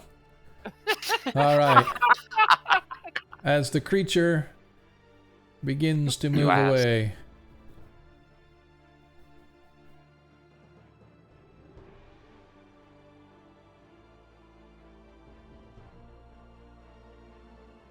Zadkiel, go ahead and roll an attack of opportunity.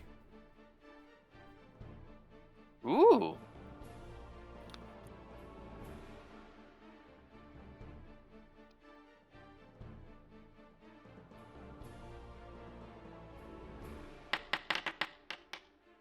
As you hit. Yeah. 5 hit points of damage.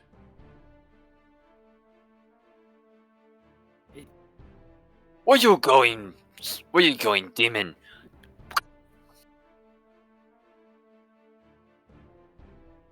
As you guys watch, He did. Get him some milk. as he collapses. As the other one, however, As all should under the wrath of Saint Cuthbert, vile beast. as Let's the other not one runs forget our- away. Benefactor Scar.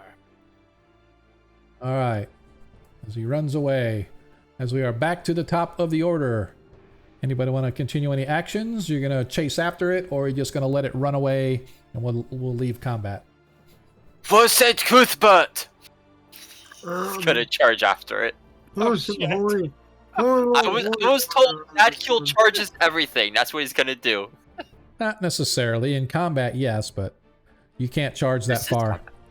The farthest you can charge anyway would be your movement, which in your armor is only 60, so you can charge 60 feet. Do we know? For Well, you sure can't move it's- yet. It's not your turn. We don't just like jump in. We go through what we're gonna do, and then we roll initiative to see who gets first to go. So so Zadkiel is gonna charge. Barris, any actions? No. Okay. Deglin. I want to check out the remains of that dead. Okay. Yeah, I was going to suggest that we Okay.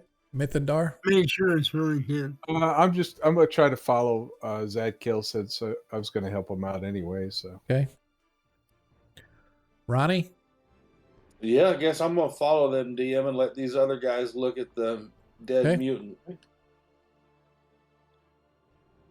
Okay. And Zadkiel charge. Okay. So we are back here. Since we're not going to get out of combat, let's roll initiative. As the beasties.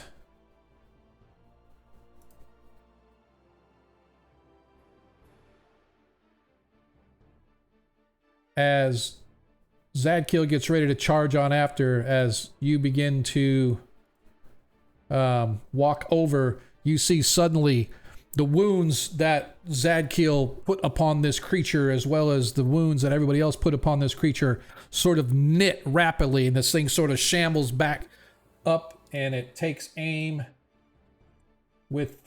at Barris with its attack. Well, it still should be turned, right? Huh? It still should be turned. Not after it died, and then it stands back up. It's now I'm considering it as another creature. Okay. Let's see. As it slams its fist into 8 as it fails. As the fist slams into you, you watch as one of these worm things that are sliming all over this thing land on top or land and slam into Barris as well, hitting his exposed flesh. Oh, shit, like rock rub. Fortunately, though, he manages to grab it and throw it away before the thing, as he feels the sting of this thing begins to burr itself into him. But he manages to escape from it. What the fuck is this? I'm thinking those rock grubs. Those things are nasty.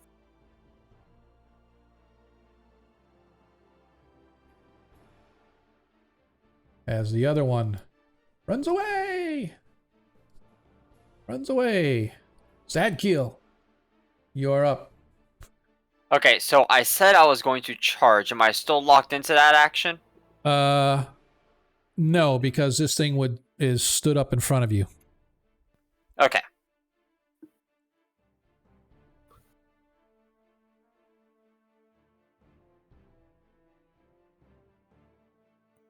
He's going to move around to the side and whack it.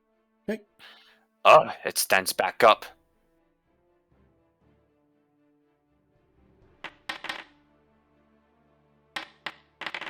Hits.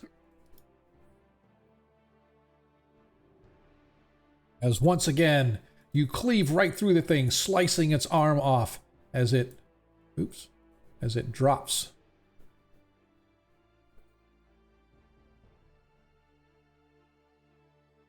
Drops once you gotta again. kill it with fire. I think you gotta burn these fuckers.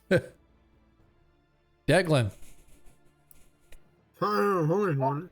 Apologize to the people out in the stream. I keep forgetting to keep the game map up so it'll show everybody's updates. I don't have any fire. I need fire. Does anybody have fire? Does holy water.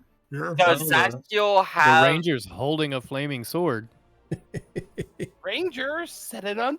Oh, Zadkiel has a turn undead. How many times can you use that a day? I think he can use it. It's so the way turning works in first edition, you're allowed to turn different types of undead one time. So like if let's say there was skeletons and zombies attacking, you could turn either the skeletons or the zombies, right? So you turn them, and then the next time you would do another type.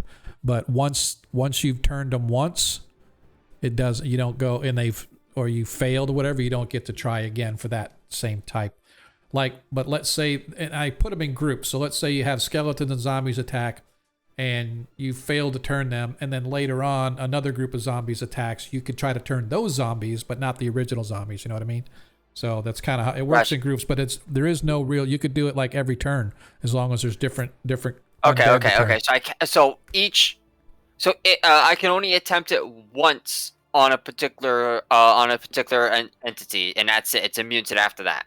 Right. Yeah. But I can keep using it throughout the entire time. Yes. I just can only use it on one being. Each not person one can being. only be affected by it once. Not one being, one group of, right? I think at certain levels you get like 2 to 12 creatures are affected or something like that, but I'd have to look up Okay, all right. numbers. Yep, so if that's the case, yeah, okay.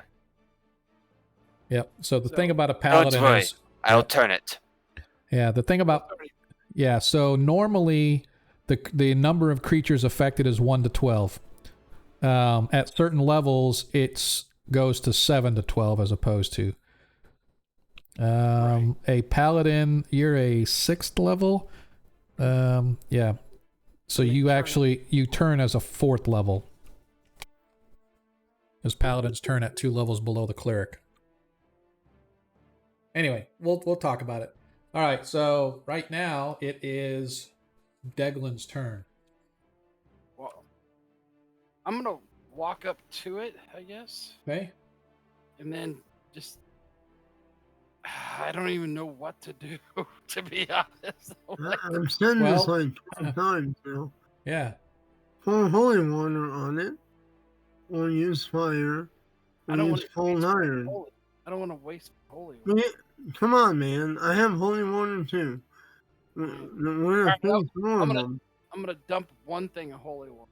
You roll a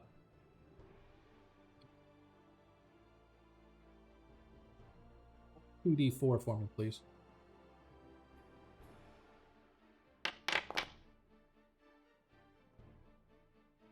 As you pour the holy water on it, you watch the body begin to sizzle and burn and pop as it begins to be eaten away by as the unholiness begins to be eaten away by the holy water.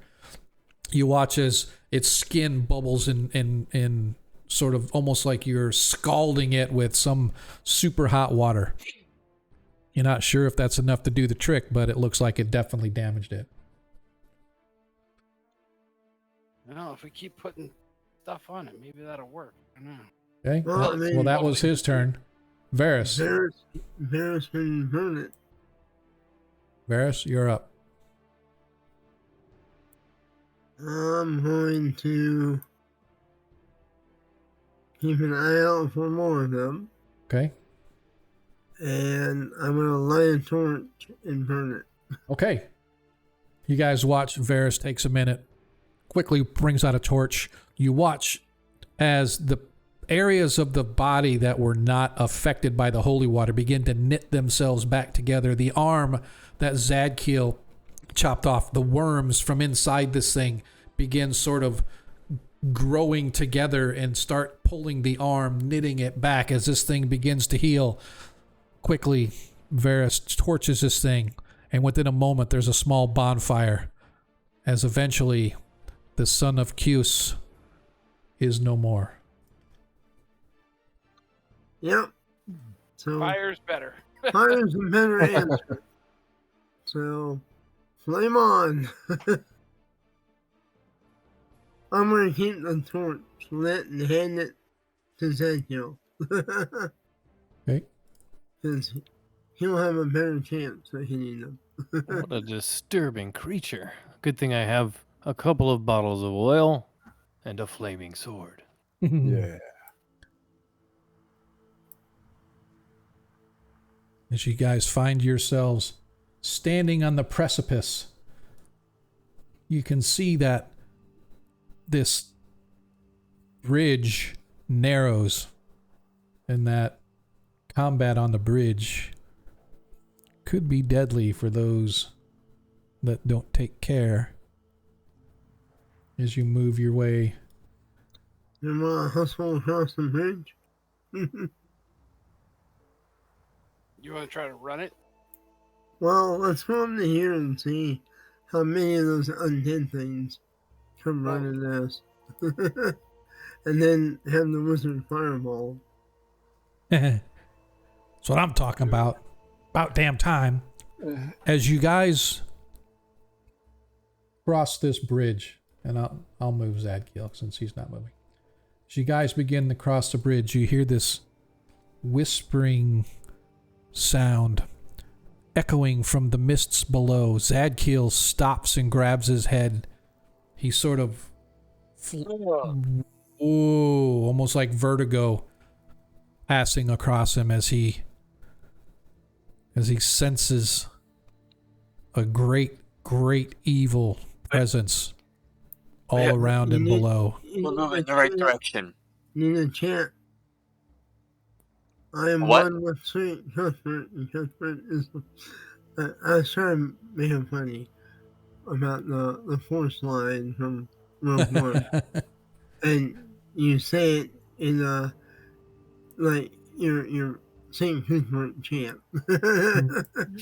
But as you stop, you can smell. It almost smells like misty water, but it has a corrosive sort of an acidic.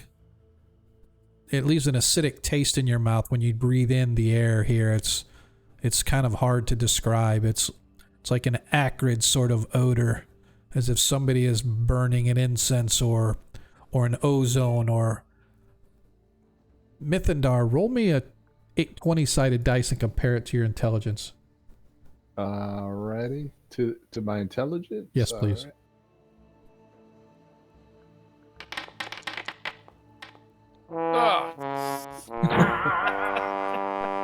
As you're walking across Mythendar, you would swear that you were back in your collegiate days as you were learning as the higher level wizards were casting lightning. It's what the smell, the ozone and the smell that you get, it's almost as if there's charged energy in the air, giving it that same sort of a feel to it. And Zadkiel, you recall in your dreams that you were having that this creature that was torturing and preparing your mount for some sacrifice or known only to it. It was bound in chains, and there was lightning like bolts flashing between columns and pillars all around. We draw close. I can smell the lightning in the air. Yeah, the static electricity. Yes, it is chained, and lightning all around it. Well, I'm staying away from that. Onward, brothers. If you can move. Yeah. Get off the bridge. Wait, before you get there. No, just kidding. I'm just kidding. I'm just kidding. I hate you. Because I would do the same thing. As that little slab you walk past turns into a real slab. Blah! You guys come across. You find yourselves at a crossroads. You aren't sure which direction to go, as there is a path leading to the south, and there is a edge along the edge of the ravine or the cliff face leading to the north. I see which way the undead went. Does his dreams have anything that tell him which direction to lead into? No, but I need Barris to give me a tracking check, please. All right. Stand by.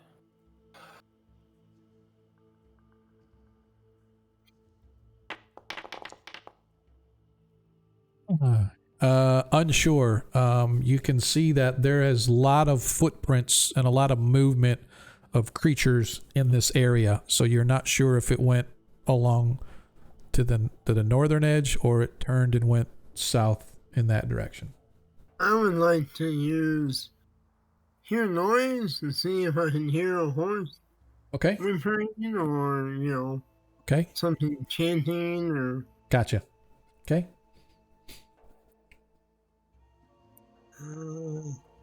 I'm going to give you an extra 10% chance. Well, that's is not good enough, but yeah. I would like to. Can I use the other nat 1 maybe, or should we save it? Totally up to you. It's hitting near end of the game. So, do we want to. Yeah. You guys have a nat 1 and a nat 20. Okay. Yeah, let's use a nat 1 hear noise. All right. You guys, as you're listening, at first you don't hear anything, Varys, and then suddenly you would swear that you heard a whinny or a scream of some kind. And it's coming from the mist way below. And you do notice, however, that to the right, the ground begins to slope downward. So this way? Yeah. Alright. It's coming from below, and this looks like it slopes down. So I suggest downward we go. So down we go. You guys slowly begin to move. Suddenly, coming from around the corner. Of course. Hey. Coming from around the corner. Time to turn invisible. Hey, fireball time.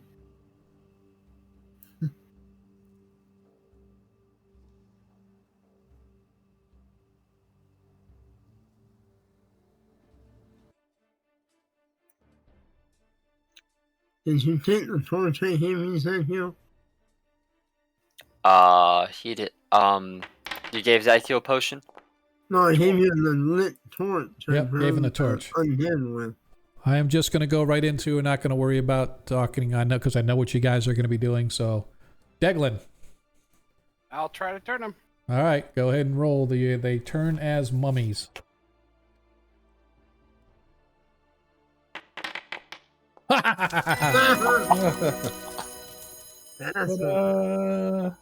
That's what I'm talking about. Yeah. That's hot. That's hot. All right. Barris. I'm gonna start getting my flasks of oil ready. Okay. Well, you can do your action right now. So that's what you're gonna be doing. Is you're gonna be like, if you want to do your action and just throw lit oil, that's totally fine. Whatever you want to do. I'm just gonna. Yeah. We're not gonna do the action thing. We're just gonna go right into. This is your turn. What do you want to do? All right, yeah, let's. I've got I think 2 flasks of oil. Let me double check my inventory. Did all 3 go down for the turn? Yeah, it affects all 3 of them. Yeah. So Well, actually, I'll, roll a. Let me double check here really quick because I think it's only 1 to 12. So go ahead and roll a 1 to 12 because that's how many actually get affected. So just roll a 12. Yeah, roll a 12-sided die. Yeah, so they were all 3 affected. Excuse me. Right, so if you want to do your oil, just take They're it gonna off be your running sheet. away though. Yeah, just run and set it. yeah, I mean, if they're on the run, I'll save it. I mean, Okay. we probably are gonna run into more of these. All right, so if you guys aren't going to, then here's what I'm going to do. As they go right past you, because they don't see you. As they go right past you. So All right. if you want to do an attack of opportunity as it goes past, Sure. either with your sword or with the oil, either way. I'll just use the sword. All right. Jeez. So So, I hit an AC of. They had AC 10. 5. yeah, so AC 10 hits. So how much damage? All right. 7? So it's gonna be hang on. It's gonna be 10. 10? Yeah, they're Okay. undead, right? Yeah.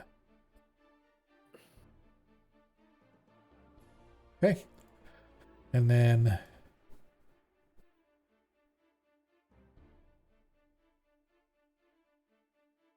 Varus, go ahead and give your Cannibal gave the DM a natural 20. Ha! Thanks, Troy.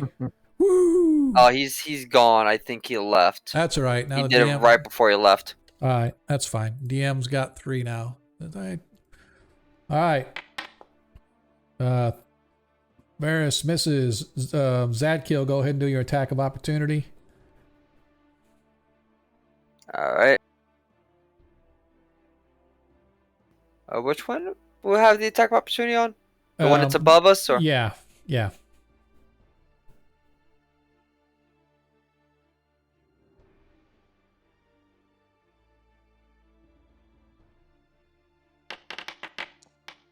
2 misses. Oh. Go ahead and Ronnie, give an attack of opportunity.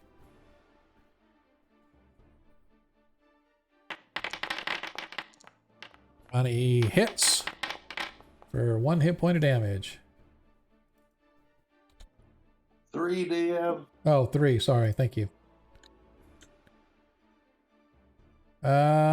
And does Mithindar want to attack the creature as it's coming past? I will allow an attack as well. Oh, the one at the bottom? No, the one Right. that's past you at the top. Oh, the other one didn't run at the bottom? Not yet. Not yet. It hasn't. I'm only doing one at a time. You know what? Let's go ahead and I hate to waste it, but I'm gonna go ahead and use the fireball. Oh no. On just that one? Oh no. It's a 40-foot radius, so it's gonna get both of these. I would save it when there's a bigger hurt. Well, it gets rid of them. Okay, go ahead and roll your damage.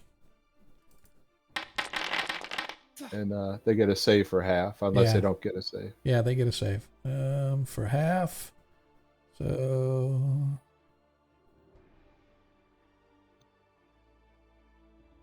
but it's fire damage. Yeah. He failed. Yeah. They're And they both failed. 20 fire. As this one comes running past. And no more attacks of opportunity because only the one time. Mm-hmm. All right. As he runs away. Gotcha.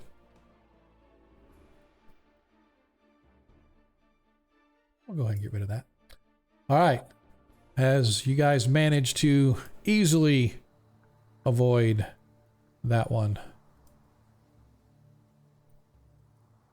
you find yourselves once again on this slowly descending. The walls begin to close in as you creep your way south. And I would remind the party that was my one and only fireball that I had. why did you do? That's why I said save it. That's okay, brother. We won't need it again, I am certain. Well, You begin to move your way as the earth begins to sort of creep in on you as roots and trees and other such plant life piercing through the dirt and the sand, as it was obviously an ancient place that was at one time rather lush greenery, but now the cavern-like presence begins to squeeze as you slowly and surely continue your way down ever further. The ground begins to get a little bit steeper here, almost as if you have to sort of lean back slightly to keep your balance, is how deep this tunnel begins to roll. You can hear sounds coming from the distance now. You're not sure how far, but it's almost as if it's a scream, or maybe it is a horse's whinny.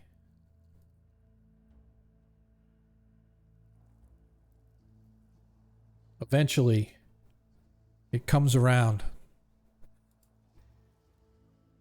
Did it? Let's try this again. Here we go. Eventually, it comes around and deposits you into this incredible sight. Before you, you see this tumultuous cavern. Before you is what looks to be a glittering river of light. You swear you could see forms and figures, almost spirit-like, sort of floating, creating this almost a Stygian-like river. All the way across, you can see a large rock outcropping, atop which is this massive warhorse chained to the top of a rock. You can hear some kind of chanting or something coming from that side, but you're not exactly sure. And suddenly you can see the movement. Whatever this thing is, whatever this creature is on the far side. You can hear it whispering and then shouting. Where the heck is it? Sorry. There we go. I meant to turn that off. As you look across, you can see the horse, the steed that Zadkill has been talking about, sitting there. You can see there's sort of a bluish glowing light around it. You see two what look to be one like some kind of a magic circle with a series of ring stones around it, lightning flashing and dancing between the pillars. As they strike, they suddenly create a ball of energy that slams into this sort of a halo that is surrounding the warhorse itself. There is another up here in the corner, in the upper right hand corner. You can see that there is another sort of a what's the word I'm looking for? Almost like a series of steps leading up to some kind of a mystical tower or something with more energy sort of lighting up in there. And combined, the two are like these rapid blasting pulses that slam into the shield. You can see every time the lightning strikes and hits, the shield seems to get a little bit dimmer, a little bit weaker, and Zadkiel knows that the force protecting this steed is from the god himself, and whatever this evil demonic creature that you finally see way over here in the upper right hand corner, slithering back and forth across, mumbling and chanting loud enough that it overcomes the screams of the horse. He knows that when that thing fails, the horse will be no more, and his quest will have been in vain. As you stand looking out of this precipice, the first thing that comes to mind is there is no way across this Stygian river, or if there is, you are unsure how to get there. No, just right through it. But get there you must. And that is where we are Okay, going brothers, to leave. we must walk right through the river. St. Cuthbert will protect all of us. Except you. You don't believe in him. Once we reach the other side, we dogpile this Naga and beat it into oblivion. Yeah. Deal? As you guys, After we, I was going to say, as you sort of stand there and look, you can see the vastness of this chamber. Now the trick is, how do we get across? Last thoughts before I will we leave go? that to Monkey to figure out. Last thoughts he before could we swim. go? You want him to fly? we do have a potion of levitation. And that is where we will leave it for next week. I think it was good timing. Yep. I think it was most excellent. So I want to see. Yeah, Tony we never used, but Yeah, I got a couple of them. well, you got a few that you Yep, can I use. got a few that I didn't get a chance to use, but that's okay. So just so you guys are aware, for tonight, without the treasure, just by monsters alone, everybody gets 3,000 experience. And then we'll worry about figuring out treasure after the fact when you guys get out of here. So that is where we're going to leave it tonight. We appreciate everybody who has hung out with us until now. I know it's getting to be that time, but we are going to close up shop here, shift over to the after party. I appreciate everybody that's going to hang out with us during the after party. If you've never been to our after party, I encourage you to join us. Head on over to our Discord. If you don't know, just hit !socials, and that will tell you our Twitter, our Discord, our YouTube. You can check it all out. Come on, join us as we move over to the after party channel. When you get to Discord, just find the voice channels and find the open channel and shift over there. Which players I'm headed there now.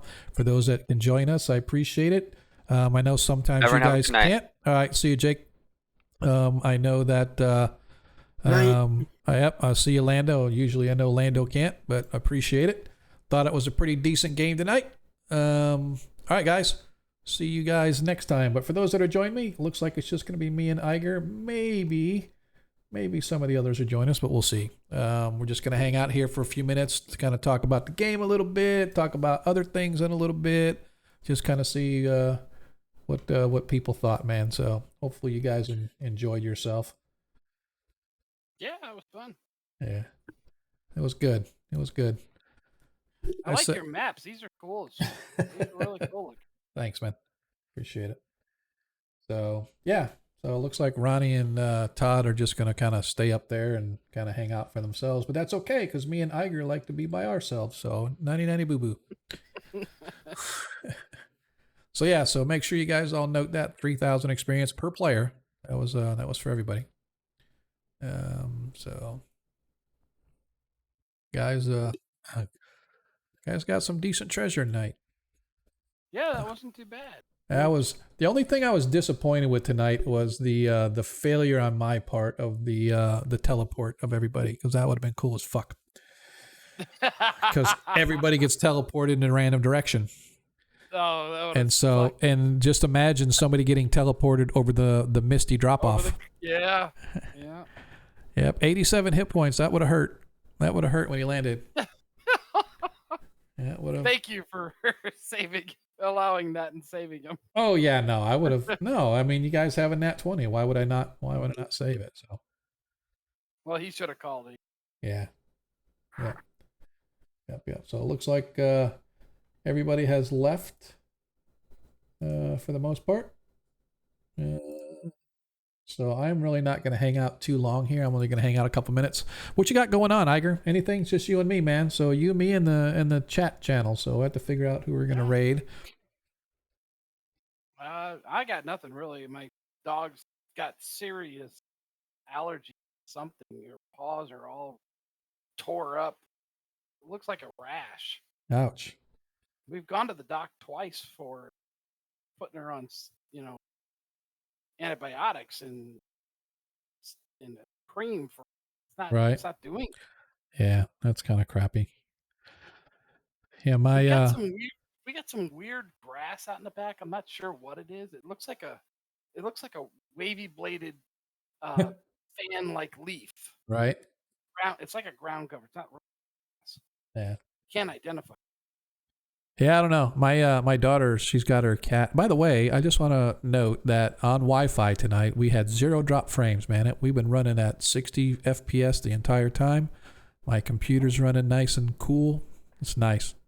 We done good. Anyway, my daughter's cat, they've been going to this vet for a while. And then they go to the vet, and the vet's like, "Oh, we're gonna give you a little flea preventative stuff. Looks like might picking up some fleas." My daughter took them home. They took like 30 freaking fleas off her cat, and she's really just a kitten still. So she was not happy with these vets. It's like, "Are you serious? You couldn't have freaking give them a flea bath or done anything to kind of kill all these fleas for me or whatever?" Yeah. So she bailed on him and went to some other vet. But yeah, I feel you with the pets and stuff, man. It kind of sucks. But anyway, like I said, we're not gonna hang out here too long because we don't have anybody really hanging around, and I want to make sure we at least raid a few people over to Darling. So I'm sure a lot of people have already bailed over to her. But next time, remember, stay with us until we raid over. We want to give her a good raid. But it was a good game tonight, man. It really was. Yeah. So fortunately, you guys, that crypt thing had a good treasure. If you guys would have stayed there to try to take it out, but yeah, I had some good treasure for you guys that everybody missed and stuff, but that's good. So that's okay. It's totally okay. Holy Adventure? No, wasn't quite that bad. Because he'd be kicking himself. No, actually, I think the party would kick themselves because there was a scarab of protection. So if you don't know what a scarab of protection does, not only does it do things like, give you bonuses on saves, but it absorbs life draining from undead. So like if an undead creature hits you and it drains 2 levels, then the scarab will absorb that. And after so many, then it doesn't absorb anymore, but at least it protects you from draining of undead. So yeah, it does some cool shit. But well, we do have to go back that way to get out. Maybe. Quite possible. Maybe not. So maybe we'll see. Not. Maybe not. We'll see. But anyway, I'm going to bail on out of here, man. I appreciate you hanging out a little, Iger. Folks that are out in the stream still, all like 2 of you. Well, however many. There's a few. We're gonna raid over to Darling. So hopefully you guys will hang out with us until then. At least to go over there and tell her hello. I think it was a good game, man. I thought it was a pretty good game, especially due to the fact that most of the adventures, or every adventure we have been doing, has been a published adventure that we've walked through and whatnot. And this one was something I just kind of threw together just for Zadkiel and his quest for his warhorse. So I think it's turning out okay, man. I mean, like I said, it's nothing spectacular, but it's I just wanted to give that little spooky undead kind of a feel of a thing that he's wading through, and I think that's where we want to go. So like I said, we're going to raid over to her, see how many we can get. I'd like to give her at least 5 or 6. That'd be kind of nice. So hey, look at there. We got everybody on our streams going over there because we only have like 7 or 8 stream people watching. So just remember, folks, in the world, you can be anything you want. We just ask that you be kind. We will see you next week, man. Peace. You love goats? Rocklin Cartwright II? Yeah, but if you let them in their house, I mean, they're just gonna eat everything in your house. Oh, Mr. Agora Quest! I demand that you release him. Welcome in!